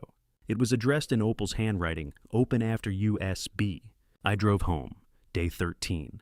The house was still and cold. I sat at the kitchen table where Opal and I had shared 10,000 meals and opened the envelope. Inside a medical file, thin, maybe 12 pages. The first page was a cellular pathology report from Maine Medical Center, dated August 2021, 2 months after Opal's supposed diagnosis. I expected to see the markers. Stage 4, pancreatic adenocarcinoma, the same words her oncologist had used when he'd told us she had 6 months. But the report showed normal cellular profiles. No malignancy, no abnormal growth, healthy tissue. I flipped ahead. 3 more reports spanning 18 months, all clean. And then, paperclip to the back, a handwritten letter. Opal's script. Leland, the cancer was theater. I needed everyone, including you, to believe I was dying, so no one would suspect my investigation. A dying woman asks questions no one scrutinizes. A dying woman gets access to files, to accounts, to conversations people guard from the healthy. I obtained the pharmaceuticals from Dr. Morris Gallagher. He's 62, my primary care physician for 9 years, and he never knew what I was using them for. He thought he was managing my pain. I was managing everyone's perception. My hands went numb, and the stroke was real. 2 years of pharmaceuticals and stress took what the fake disease couldn't. I know what you're feeling right now, betrayed, angry, maybe relieved. I'm not here to face your reaction. But understand this, I chose it. Every injection, every false symptom, every lie I told you when you sat beside my bed and held my hand. I did it because Remy was destroying families and no one else was looking closely enough to stop him. The cancer gave me cover. It gave me time. And when the stroke came, I'd already finished what I needed to finish. I left you the USB. I left you the truth. Grieve it as a choice I made for the people I love. I set the letter down. My vision blurred. She'd lied to me for 2 years. Died from the lie. Called it love. Dr. Gallagher's name sat there on the page like an accusation. He'd given her the tools to fake her own terminal illness, never suspecting. And she'd used them to investigate our son while I'd sat beside her, helpless watching her fade. Except she hadn't been fading. She'd been working. 2 parents, 2 sacrifices built on opposite foundations. My father had saved lives with contraband that wasn't contraband. My wife had destroyed herself with cancer that wasn't cancer. Remy had inherited neither truth, only the weight of secrets we'd thought would protect him. Now the trial would unearth everything we'd buried, and I had no idea which revelation would destroy us first. The first revelation came at 7:30 the next morning, before the trial could unearth anything. I walked into Dr. Morris Gallagher's clinic with Opal's fabricated oncology file, and one question, did you know she was dying for real? His office was small. Diploma from Tufts, 22 years, serving Harbor Watch frame photos of patients he'd saved. 62 years old, silver hair. Steady hands that had written prescriptions for my family since Remy was a boy. He looked at me across the desk like a man who'd been expecting this visit for months. I knew, he said. I set the file on his desk, the clean pathology reports, the pharmaceuticals list, the 2-year deception. She told you, I said. Not at first. He opened the file, glanced at the pages without really reading them. At first I thought I was managing palliative care, pain management, symptom control, end-of-life comfort. She presented with all the markers, weight loss, fatigue, imaging reports from other facilities. I had no reason to question it. When did you know? He exhaled slowly. 8 months in. She came for a refill and I noticed discrepancies. The progression wasn't matching her symptom timeline. I confronted her, and she showed me everything. Everything, I repeated. Transaction records, forged trust documents, your surgical timeline cross-referenced with the first fraudulent transfers. He leaned back, 18 inches of evidence stacked in a folder she carried in like a briefcase. She said, I need you to make me disappear in plain sight. I need to become so terminal that no one suspects I'm investigating. I felt the air leave the room. You helped her, I said. I did. No hesitation, no apology. She was saving families, 23 of them by her count. And she was dying anyway, not from cancer, but from the toll of what she was doing to herself. The pharmaceuticals, the stress, the deception. I watched her cellular function decline in real time. The stroke didn't surprise me. It was inevitable. You watched her die from the pharmaceuticals you gave her. I watched her save 23 families, he said quietly. She made her choice. I made mine. The anger I'd carried into his office dissolved into something heavier. Shared grief. Complicity in a sacrifice I'd never been allowed to consent to. The medical board, I said. I surrendered my license voluntarily 2 weeks ago. The FBI contacted me during their investigation. They'd pulled pharmacy records from Opal's medical file as part of the asset fraud case. I told them everything before they could ask twice. 2-year suspension, $50,000 fine, no criminal charges mitigating intent, they called it, helping a patient protect her community. He opened his desk drawer and pulled out a small USB drive, bone gray, the color of ash, the color of truth that burns everything clean. She asked me to give you this after the first USB went public, said you'd come looking for answers, and this was the last one she could give. He slid it across the desk. What's on it? I asked. I don't know, he said. She recorded it here in this office 3 days before the stroke, alone. I never watched it. I took the drive. It was warm as if it had been waiting in his hand. I'm sorry, he said, for what it's worth. I didn't answer. There was nothing left to say. I played the video at 10:45 that night alone in the workshop. The screen flickered, then steadied. Opal appeared sitting at our kitchen table. She wore the green sweater I'd given her for our 30th anniversary. Her face was thin, but her eyes were clear. Hello, my love, she said. My throat closed. If you're watching this, the USB worked. The investigation went public. The families are fighting back. She folded her hands on the table, the same gesture she'd used 1,000 times when explaining something difficult. I need you to understand the timeline. I found the first transaction 3 weeks after your surgery, buried in an account I'd been monitoring for estate planning. The transfer was small, $12,000, but the routing matched a pattern I recognized from audit work I'd done years ago. Layered, deliberate, designed to disappear. She paused, took a breath. I knew immediately what Remy was building, and I knew if I confronted him, he'd bury it deeper. So I became someone no one scrutinizes, a dying woman asking questions about her estate, her accounts, her son's financial future. The cancer had to be real enough to fool you. If you'd known, you would have tried to stop him yourself, and he would have seen you coming. Her voice stayed steady, but her hands trembled slightly.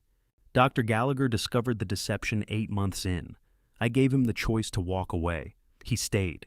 He's a good man, Leland. Don't punish him for helping me do what I needed to do. She leaned closer to the camera. The stroke was real. The toll was real. I don't regret it. I saved 23 families from losing their homes. I left you the evidence you need to stop him. And I need you to know every time I lied to you, every time you sat beside my bed, thinking I was fading from cancer, I was working, I was fighting, and I would do it again. Her voice, her face, her green sweater. 2 years dead and still giving orders. There is one more thing, she said, her tone shifting.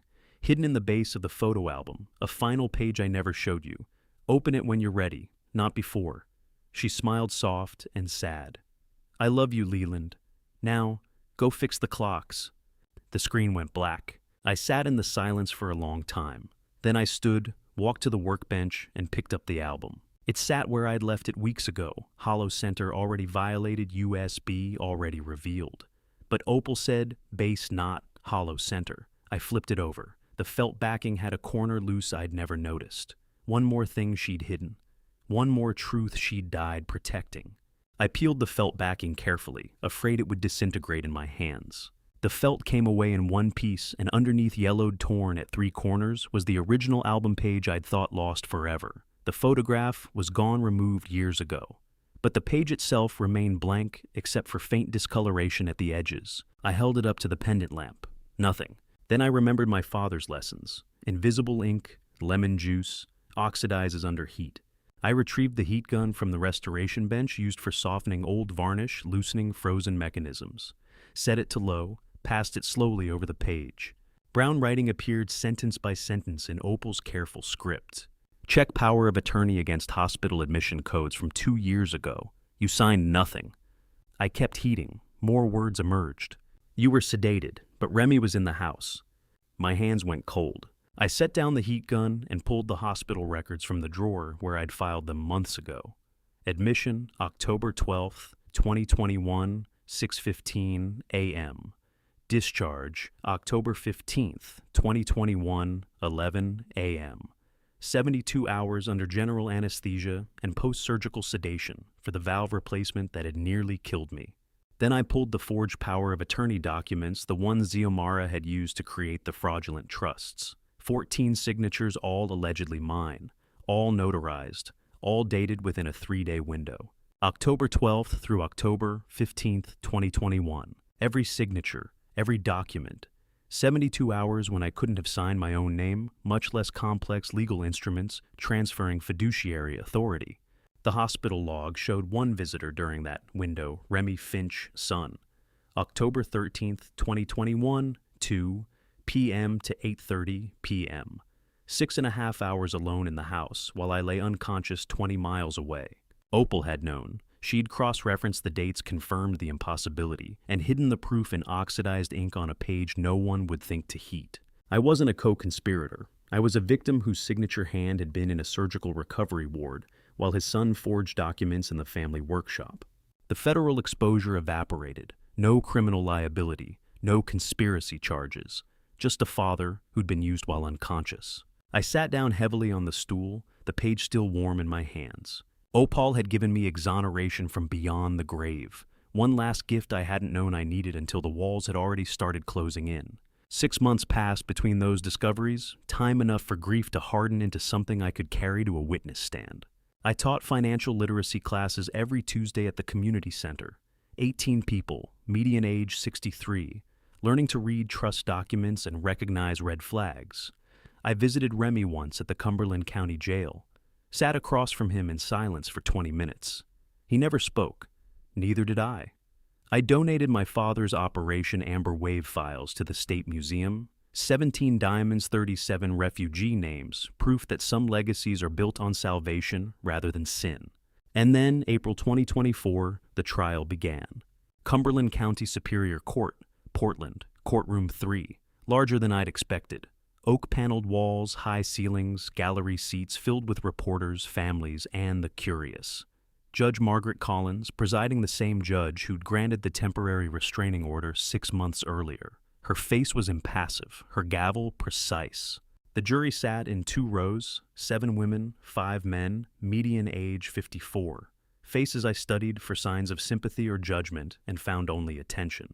Remy entered in a pressed blue suit, wrists uncuffed now that trial had commenced. 41 years old. My son.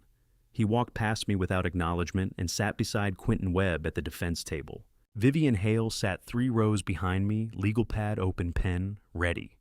Mildred Ramsey sat beside her. Both had become fixtures in my life over the past 6 months, attorneys and auditors transformed into witnesses and friends. The prosecutor stood. ADA Rebecca Carlson, 47, Cumberland County's lead financial fraud specialist for 15 years. She had spent her career prosecuting elder exploitation cases, and her opening statement reflected that expertise. 23 families. She began, her voice clear and measured.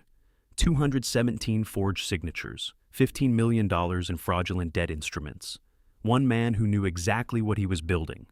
She walked the jury through the timeline, the surgical window, the trust creations, the offshore accounts. The victim names: Carlotta Ben Louise, families whose mortgages had been weaponized while they believed they were protected. Then Webb stood for the defense. Yet Remy Finch, he said, was a son trying to save his father's legacy from a partner who exploited his trust. Marsden Sinclair, deceased beyond prosecution, beyond accountability, was the architect. Remy was the over-leveraged advisor who discovered the scheme too late and tried to contain the damage before it destroyed everyone he loved. It was masterful. Frame Remy as victim of the dead man who couldn't defend himself. Shift the blame to Sinclair, paint Remy as the son caught in a web he didn't weave. The jury listened. Some took notes. Others watched Remy's face, searching for remorse or defiance. They found neither. Across the courtroom, Remy sat with hands folded, watching the jury like a man tallying numbers, not lives. No remorse, no defiance, just calculation. Judge Collins addressed the jury after both opening statements concluded. Jurors, you will decide whether the evidence proves guilt beyond reasonable doubt. Nothing more, nothing less. She called first recess. 15 minutes. The gallery shifted, stretched, whispered. Webb leaned into Remy's ear, whispered something that made my son's jaw tighten. For the first time in 6 months, Remy looked directly at me, not through me at me, and the expression wasn't void anymore. It was calculation. That calculated look haunted me through day 2. The opening witness testimonies, Mildred's forensic breakdown of Opal's audit trail, the encrypted files presented one by one. The bailiff called my name on day 3, and I walked to the witness stand knowing the next hour would decide whether my son spent 3 decades in prison or walked free. Ada Carlson approached first. Her questions were precise, methodical. Timeline of the forgeries, hospital admission records, the 72-hour window when I'd been sedated and Remy had been alone in the house. Mr. Finch, when did you first become aware of the fraudulent power of attorney documents? October of last year, I said. After my wife's death, she left evidence showing the signatures couldn't have been mine. And your response? I verified her findings, cross-referenced hospital logs with notarization dates, confirmed impossibility. Carlson nodded. Why are you testifying today? I looked at the jury. 12 faces, some sympathetic, some skeptical. I'm here because my wife spent her final 2 years building an ironclad case I'm duty-bound to complete. Then Webb stood for cross-examination. Mr. Finch, isn't it true you have a significant financial interest in your son's conviction, that your own potential criminal liability hinges on framing him as sole perpetrator? No, I said calmly. The evidence eliminates my liability regardless of this trial's outcome. I'm here because 23 families deserve accountability. Webb shifted tactics. You visited your son once in 6 months. 1 visit. Does that sound like a father seeking justice or a father seeking vengeance? The courtroom went quiet. It sounds, I said slowly, like a father who sat across from his son and found no one home. No remorse, no explanation, just silence. Webb started to respond, but Carlson stood. Your Honor, the prosecution would like to introduce Exhibit 47C, audio recording recovered from Sinclair's yacht backup server. Judge Chen nodded. Proceed. Carlson played the file. The quality was tinny, compressed, but the voices were unmistakable. Remy's voice, old man won't understand what he signed. He just trusts me. Sinclair's laugh low and sharp. Genetic flaw, trusting your offspring. Remy again, by the time he realizes it'll be too late to unwind. The recording ended. The courtroom held its breath. Then Carlson introduced the encrypted texts recovered from Xiomara's confiscated phone. Messages between her and Remy dated 3 weeks before Opal's death. Remy's text displayed on the overhead screen. After asset transfer, Clear's old man won't need shop. Won't need anything anymore. Xiomara's reply, clarify. Remy, loose ends tied, clean exit. Won't need anything anymore. The implication landed like a detonation. Not just financial fraud, not just forgery. The text implied something far darker. The plan hadn't stopped at stealing my assets, it had extended to erasing me entirely. Jurors recoiled. One woman in the back row covered her mouth. The man beside her set down his pen, face pale. Remy dropped his head into his hands. Webb objected immediately. Speculation. Your Honor, the texts are ambiguous at best. Now, cerise. Overruled, Judge Collins said. The jury will assess credibility. I stepped down from the witness stand 20 minutes later. Vivian caught my eye from the gallery, her expression grim. Mildred sat beside her, hands clenched. The prosecution rested its case that afternoon. Deliberations took 6 days. The jury asked for transcripts twice, reviewed the encrypted texts 4 times, requested clarification on the felony murder rule. Day 9, 4:15 p.m. they returned. The courtroom filled quickly. Reporters lined the back wall. Families filled the gallery. Carlotta in the 3rd row. Ben 2 rows behind her, Louise near the aisle. Faces I'd come to know over 6 months of pre-trial hearings and sidebars. The jury foreman stood, a man in his late 50s, wire-rimmed glasses, steady hands. Judge Collins addressed him. Has the jury reached a verdict? We have, Your Honor. Please read the verdicts. The foreman unfolded the paper. His voice was clear, deliberate. Count 1 wire fraud in the 1st degree guilty. Count 2 wire fraud in the 1st degree guilty. He continued through all 23 wire fraud counts. Everyone guilty. Count 24, forgery of legal instruments, guilty. Count 25, RICO conspiracy, guilty. Then the final charges. Count 26, felony murder in the 1st degree in the passing of Marsden Sinclair, not guilty. Webb exhaled audibly. Count 27, felony murder under Maine state law in the passing of Marsden Sinclair, guilty. The foreman sat. Judge Chen dismissed the jury with thanks, then turned to Remy. Mr. Remy Finch, you have been found guilty on 26 of 27 counts. This court finds sufficient aggravating factors, including elder exploitation, sophisticated financial schemes, and implied threats of physical harm to impose the maximum allowable sentence. She paused, her gavel resting in her hand. You are hereby sentenced to not less than 28, nor more than 35 years in federal confinement. Eligibility for parole after 20 years of flawless conduct. The sentence is to run consecutively for all fraud counts concurrently for felony murder. 28 years minimum. My son would be 69 when eligible for parole, older than I am now. Judge Collins continued. Co-defendant Xiomara Delaney's negotiated plea is finalized 18 months of house arrest, permanent revocation of notarial license and restitution in the amount of $75,000. Mildred reached over and squeezed my hand. I didn't squeeze back. I couldn't. No one cheered. Justice isn't victory. It's just accounting. The bailiffs led Remy toward the side door in chains. He turned once, looked straight at me with that same blank expression from the yacht. Nothing. No rage, no regret, no recognition. I'd spent 41 years raising a man who could look at me like I was furniture. The trial was over. The reckoning had just begun. The reckoning began with numbers, not emotion. 2 weeks after the verdict, the courtroom filled again, not for punishment this time, but for accounting. The same oak-paneled walls, the same gallery seats, but the atmosphere had shifted. No reporters, no crowd. Just the 23 families whose mortgages had been weaponized, their attorneys, and the federal agents who'd traced every hidden dollar. Judge Collins presided from the bench, her face composed. Vivian sat beside me in the front row legal pad, open but blank. Mildred sat one row back, hands folded in her lap. Agent Kowalski stood at the prosecution table, a thick binder open before her. She'd spent 6 months tracking cryptocurrency wallets, offshore accounts, and shell corporations. Now she delivered the final accounting. Your Honor, federal asset forfeiture proceedings have concluded. The total restitution fund combining seized cryptocurrency assets from Remy Finch and the forfeited estate of Marsden Sinclair amounts to $35.2 million. The number hung in the air. 35 million. More than I'd imagined they could recover. Judge Chen nodded. Agent Kowalski, please detail the distribution.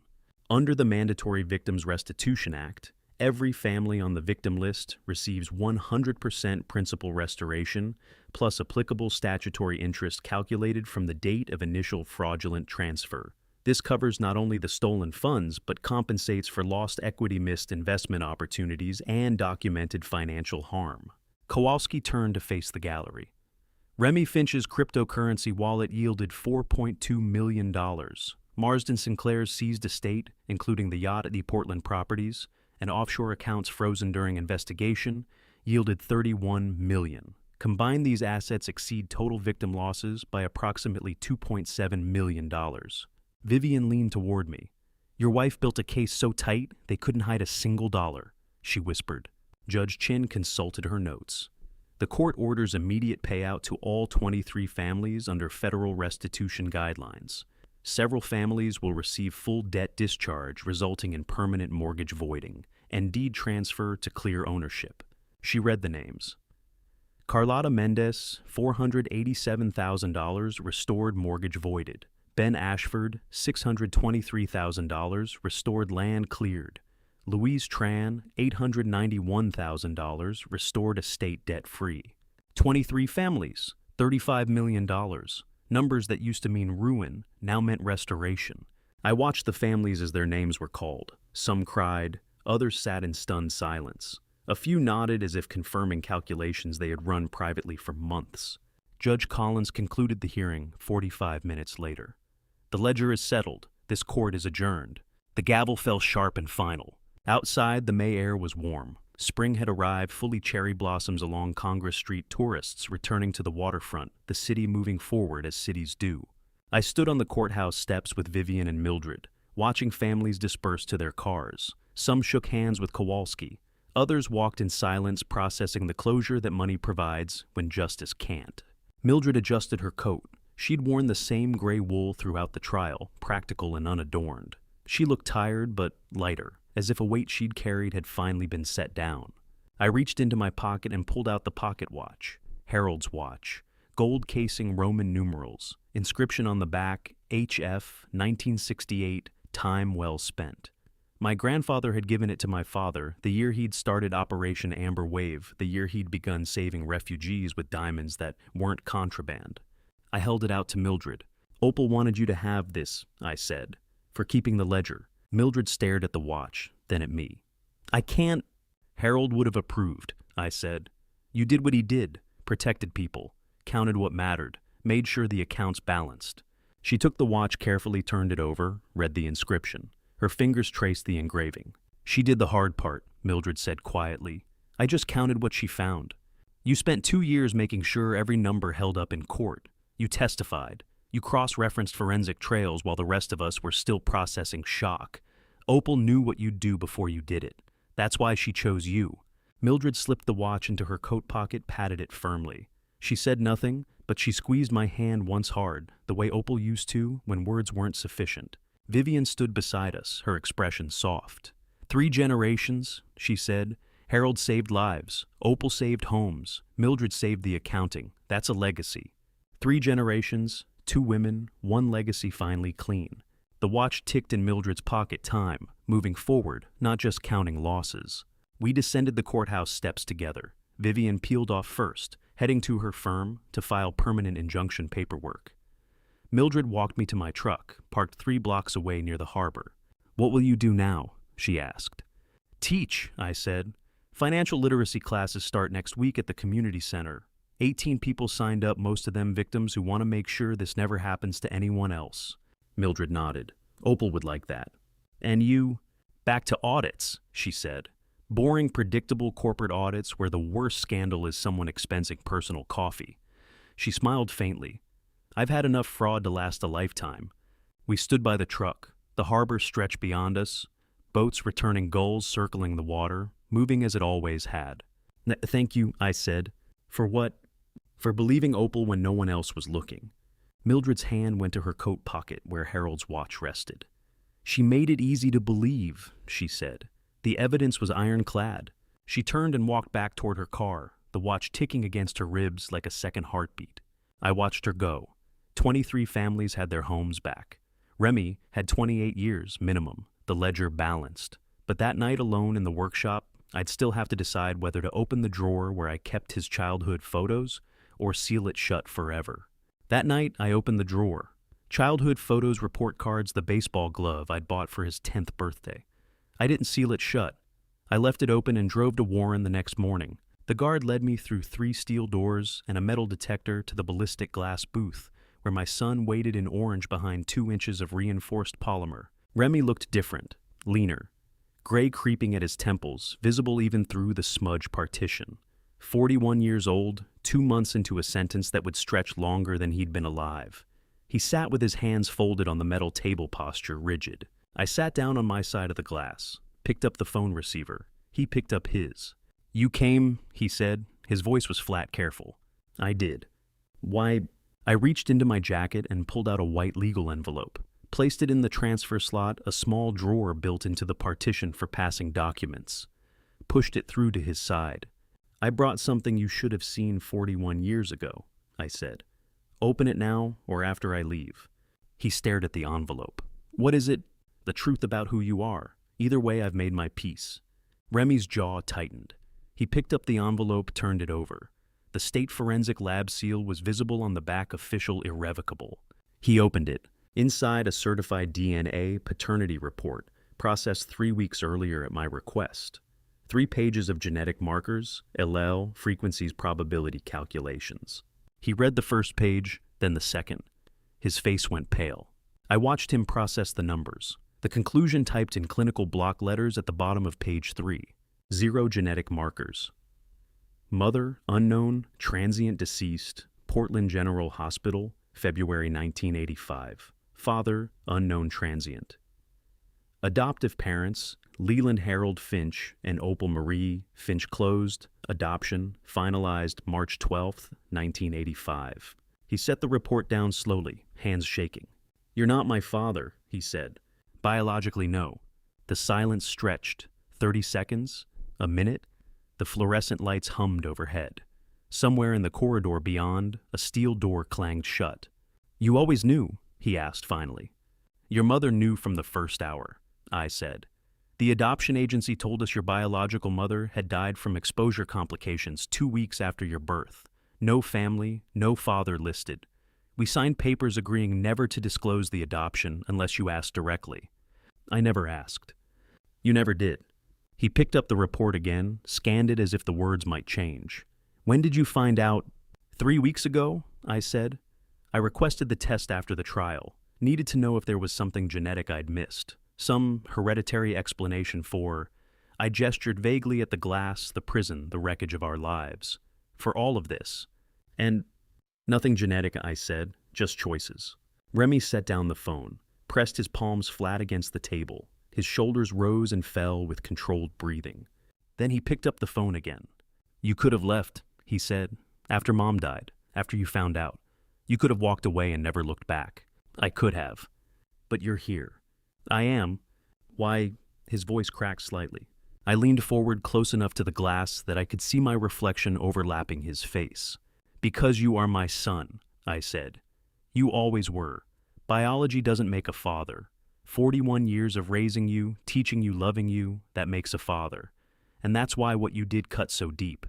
You didn't just betray a stranger. You betrayed the man who chose you." His face twisted. He turned away facing the cinder block wall. I kept talking. "Your mother and I walked into Portland General in February 1985 and signed papers agreeing to raise an infant with no past, no lineage, no guarantees.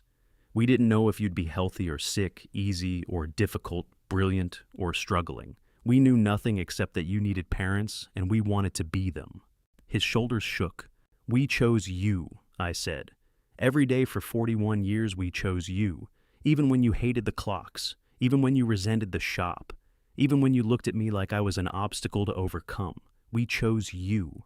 Remy turned back. His eyes were red wet, not the calculating void from the courtroom, not the blank stare from the arraignment. Real tears, uncontrolled. For 41 years I'd watched him smile, rage calculate. Never this, never grief. "I didn't know," he said, voice breaking. "I thought Sinclair told me you were using me, that the business was a trap, that I'd never be more than the clockmaker's son unless I broke free. And you believed him." I wanted to believe him. The tears ran freely now, because it was easier than admitting I was just angry. Angry that you were satisfied with a small shop and a quiet life when I wanted... He stopped, swallowed. "When I wanted more..." More isn't wrong," I said. "The method was." He dropped his head into his hands. His shoulders convulsed. The sobs were audible even through the glass partition, raw and unorchestrated. I waited. Finally, he looked up. His face was blotched broken. "I'm sorry, Dad," he said. 2 words I'd waited months to hear. Maybe years. Maybe since the first forged signature. He pressed his palm against the glass. I matched it from my side, 2 hands separated by polymer and choices and 28 years. "I'm sorry, Dad," he said, again voice breaking. The guard tapped my shoulder. "Time's up." I stood, nodded once, and walked toward the steel door, knowing this might be the last time we ever touched even through glass. It wasn't the last time. I visited twice more in July, each conversation shorter, quieter. The 3rd visit, Remy asked about the shop.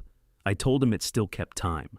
3 weeks after the first prison visit, I stood at the front of Harbor Watch Community Center, teaching 20 strangers how to spot the same fraud my son had perfected. The room was plain folding chairs, fluorescent lights, linoleum floors. 20 faces most, over 60 all victims or friends of victims. They'd come for the Tuesday evening session of Financial Defense for Seniors, a workshop Mildred and I had launched in late June. I stood beside a whiteboard covered in diagrams, trust structures, power of attorney templates, the anatomy of a reverse mortgage scam. "This is a redacted contract from the actual case," I said, holding up a photocopied document with names blacked out. "Notice the signature line. It says authorized representative, not homeowner. That single word difference allowed the fraudster to sign on behalf of people who never consented." Mildred sat in the front row forensic accounting textbook stacked beside her. She'd take over in 20 minutes to walk them through how to read bank statements for unauthorized transfers. Dr. Morris Gallagher sat in the back, his medical license suspended, but his expertise still valuable. He'd volunteered to handle questions about healthcare proxies and medical power of attorney, the documents Opal had used to maintain her fabricated illness. A man in the third row raised his hand.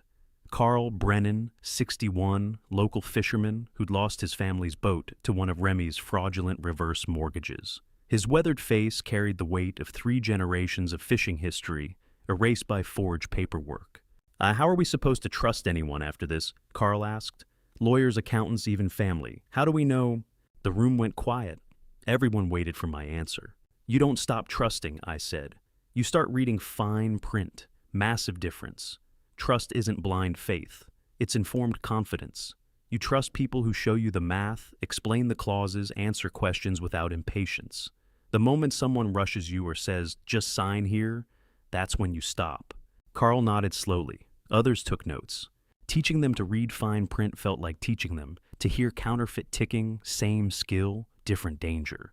I'd spent 40 years listening for the irregular beat that meant a mechanism was failing. Now, I was teaching them to listen for the irregular language that meant someone was lying. After the session, Mildred helped me stack chairs. The others had filtered out slowly, several stopping to shake my hand or ask follow-up questions. Dr. Gallagher had left quietly, his suspension still a raw wound. You're good at this, Mildred said, folding the last chair. Clear, patient. Opal would have loved this. I stopped mid-motion, turned to look at her.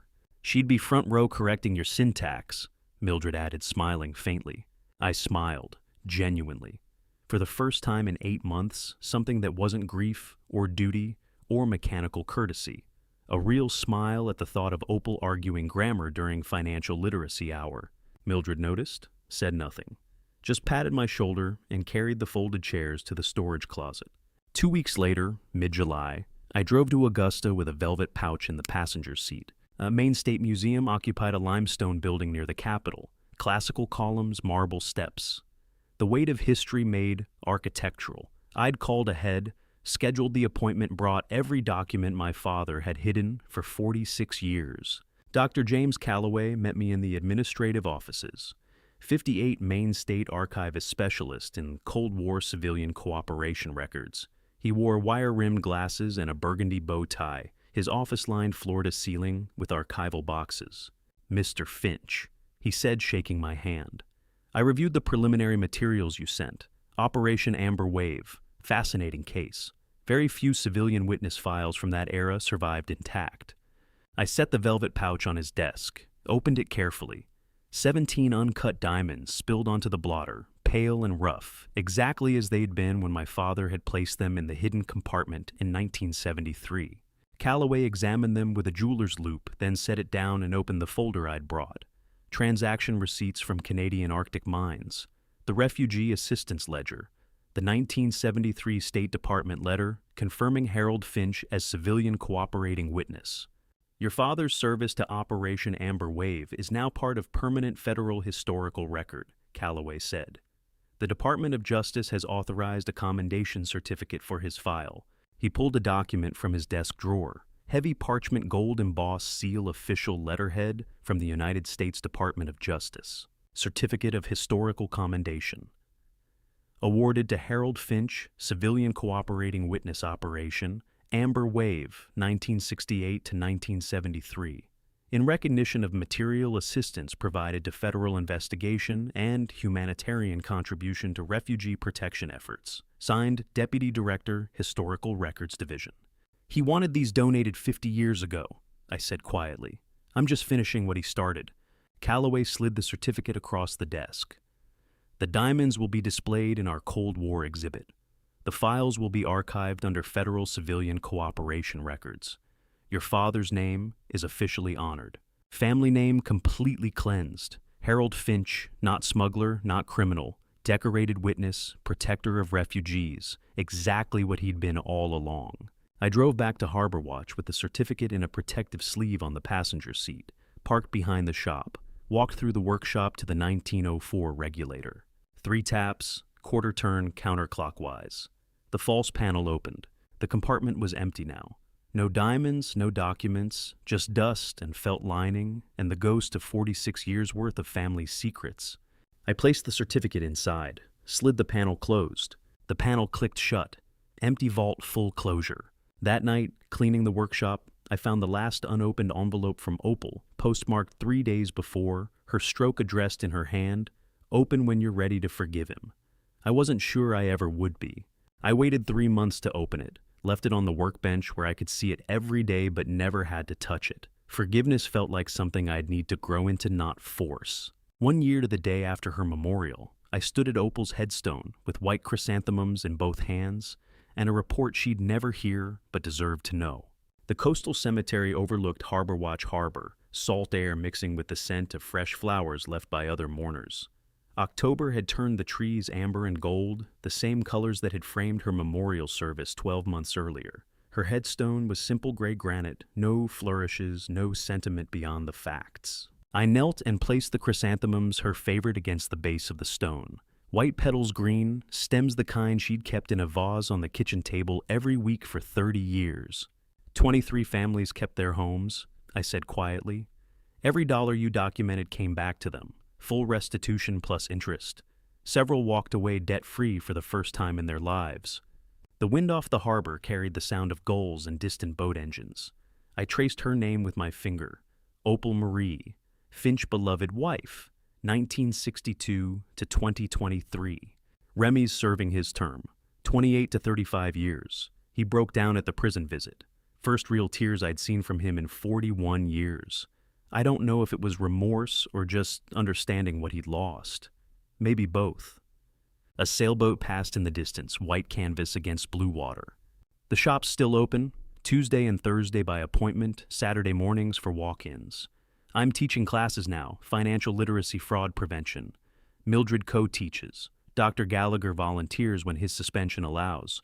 20 people every Tuesday evening. They ask about you constantly. I pulled a fallen leaf from the base of the stone, tucked it into my pocket. Harold's name is in the state archive now. Decorated witness Operation Amber Wave. The diamonds are in the museum. The certificate sealed in the compartment where he hid them for 46 years. You'd have liked that, everything coming full circle. The accounting felt important. Opal had been a woman of ledgers and balances. She'd want to know the final tally. We did it, Opal. Every gear you aligned, it's done. Her name on the granite opal, Finch beloved wife. No mention of auditor, investigator, savior, just wife. Somehow that felt right. The rest was context I'd carry, but the stone only needed to say what mattered most. I stood, brushed dirt from my knees, and stepped back. Then I heard footsteps on the gravel path behind me. Mildred appeared first, holding a bouquet of yellow roses. Then others, 15 people walking quietly in small groups, each carrying flowers. I recognized most of them. Faces from the Tuesday classes, families from the victim list, people Opal had saved without ever meeting face to face. Eleanor Pritchard led the second group, 76, white-haired, walking with a cane, but steady. Her family had owned harbor-adjacent land for 3 generations. Fishing docks, small rental cottages, modest income that had sustained them through decades. Remy's scheme had nearly taken it all. Opal's evidence had stopped the foreclosure 3 days before finalization. Eleanor stepped forward and placed a single red rose on the headstone beside my chrysanthemums. She saved our family lands. Eleanor said, her voice soft but clear. We needed her to know we remember. Others approached in turn, a middle-aged woman with daisies, an elderly couple with carnations. Carl Brennan, the fisherman from Tuesday class, with wildflowers picked from the roadside. Each placed their offering on or around the grave, building an impromptu garden of color and gratitude. Mildred waited until the others had finished, then set her yellow roses at the foot of the stone. She looked at me, eyes bright. Every Tuesday they ask about her, Mildred said quietly. I tell them she taught me everything. You taught yourself, I said. She showed me what mattered. There's a difference. The group stood in silence around the grave. No one spoke. No one needed to. The flowers said what words couldn't, that Opal's 2 years of sacrifice hadn't just saved assets, it had saved lives, families' futures. 15 people, 15 families she'd never met, who came to say thank you to stone and silence. I looked at the gathering at Mildred with Harold's pocket watch in her coat, at Eleanor leaning on her cane with 3 generations of land secured behind her, at Carl, who'd regained his fishing boat and his livelihood, at strangers who'd become students, then friends bound together by survival, and the woman who'd made it possible. 41 years raising a son who betrayed us. 2 years she spent saving everyone else. This is the legacy that survives. The sun dropped toward the harbor, casting the same golden light as her memorial service 1 year before. Amber and honey warming the granite and the flowers and the faces of people who'd come to remember someone they'd never thanked in life. Mildred touched my shoulder. "We'll give you a moment," she said. The group dispersed, slowly walking back down the gravel path in quiet pairs and trios. Mildred lingered, squeezed my hand, once nodded, and followed them. I stood alone again, surrounded by flowers. The envelope waited at home. Opal's final words about forgiveness written 3 days before the stroke that would kill her, addressed to a future version of me she'd hoped would be ready. I looked at her name on the stone, at the garden of gratitude built by strangers, at the harbor where boats still moved and tides still turned, and life continued in the stubborn, relentless way it always had. I had one more thing to do, one envelope still unopened, one choice still unmade. But standing there surrounded by proof that love could survive calculation, I thought maybe I was finally ready. I drove home from the cemetery as the sun set Opal's envelope still waiting on my workbench, where it had waited for months. But that night, I didn't open it. I realized I didn't need to. She'd already told me everything that mattered. That evening, I sat at my workbench under amber lamp glow, repairing a vintage pocket watch whose owner had been dead 3 years, when my phone vibrated with news that would make Opal's name permanent. The watch was delicate work, a 1947 Elgin with a frozen balance wheel and corroded hairspring. The family had found it in an estate sale, wanted it restored as a wedding gift. I'd been working on it for 2 hours, my hands steady, my focus complete. This was what I understood. Gears, springs, the mathematics of time made mechanical. My phone lit up on the corner of the bench, a text from Agent Kowalski. I set down my tools and read it. A Finch financial defense curriculum officially adopted by Maine Attorney General as mandatory statewide elder fraud prevention model. Rollout Q1 of 2025. Your Tuesday classes are now legal blueprint for every county in the state. I stared at the screen. Read it again. A second message followed. Opal's USB security protocol being written into new federal enforcement guidelines for elder abuse tracking. Her documentation method is now standard across all 50 states. Thought you'd want to know. I set the phone down carefully. Finch Financial Defense Curriculum. The name Remy had tried to weaponize the name he'd used to forge documents and destroy trust was now state law. Mandatory training, legal infrastructure designed to protect the vulnerable from predators like the man my son had become. Opal had built a case so thorough, so methodical, that prosecutors had used it as a template, and now that template was permanent. Codified, required. The name he tried to destroy is now law. Opal, you built something that outlasts all of us. Her name in legal code now. Permanent as granite, harder to erase than any headstone. Every county in Maine would teach families to recognize the red flags she'd documented. Every federal investigator would follow the audit trail structure she'd pioneered while dying from a fabricated illness. She'd turned her 2-year deception into a 200-year legacy. I picked up the pocket watch again, examined the balance wheel under magnification. The problem was visible now, a hairline crack in the jewel, bearing invisible to the naked eye, but catastrophic to function. I'd need to order a replacement part. Some repairs took time, some required patience and the right tools and the willingness to wait for what couldn't be rushed. I texted Kowalski back, "Thank you, she'd be proud." The response came immediately. She'd say it was just accounting. I smiled. That sounded exactly like Opal. I worked until midnight, then locked the shop, and walked home through quiet streets where 23 families slept in homes they still owned, in beds they had nearly lost, dreaming dreams they had almost been robbed of. The following morning, golden autumn sunlight flooded the shop. I stood at the front door with my hand on the sign I'd flipped to closed 12 months earlier, the day after Opal's memorial. The simplest movement, the heaviest symbolic weight. I turned it. Open. The bells above the door chimed as I propped it wide, letting October air sweep through the workshop. Cool, salt-tinged, alive. 10 minutes later, the first customer arrived. A boy, maybe 12, wearing a backpack and clutching a tarnished silver pocket watch in both hands like it was fragile treasure. He stepped inside, tentatively looking around at the walls of ticking clocks with wide eyes. "Can I help you?" I asked. He approached the counter, set the watch down carefully. "My granddad said you're the only man in the county who can make it tick again," the boy said. "Said Finches have been fixing what's broken in this town for 100 years. I picked up the watch, examined it. The case was worn smooth from decades of handling the crystal, scratched but intact. I opened it carefully. The movement inside was frozen gears, locked mainspring wound too tight and seized. "What's your name?" I asked. "Timothy Nash," he said. "My granddad's Ben. He said you saved his house." Ben Ashford. The fisherman from the victim list. 67 years old, lost his wife to cancer, nearly lost his family home to Remy's scheme. Opal's evidence had restored every dollar. "Your granddad's a good man," I said. "Let's see what stopped." I carried the watch to my workbench, set it under the lamp, and reached for my tools. Timothy followed, standing at a respectful distance watching. 41 years I spent on the wrong repair. But this clock's gears time moving forward this. I understand. The mainspring had been overwound by someone who didn't know better. The gear train was intact, but locked. I released the tension carefully, 1/4 turn at a time, feeling for the moment when the spring relaxed enough to free the wheels.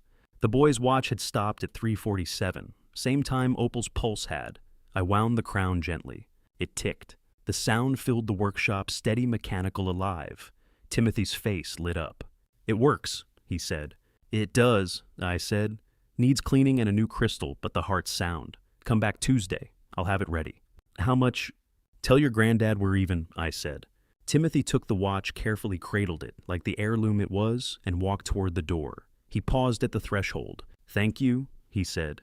"You're welcome." He left.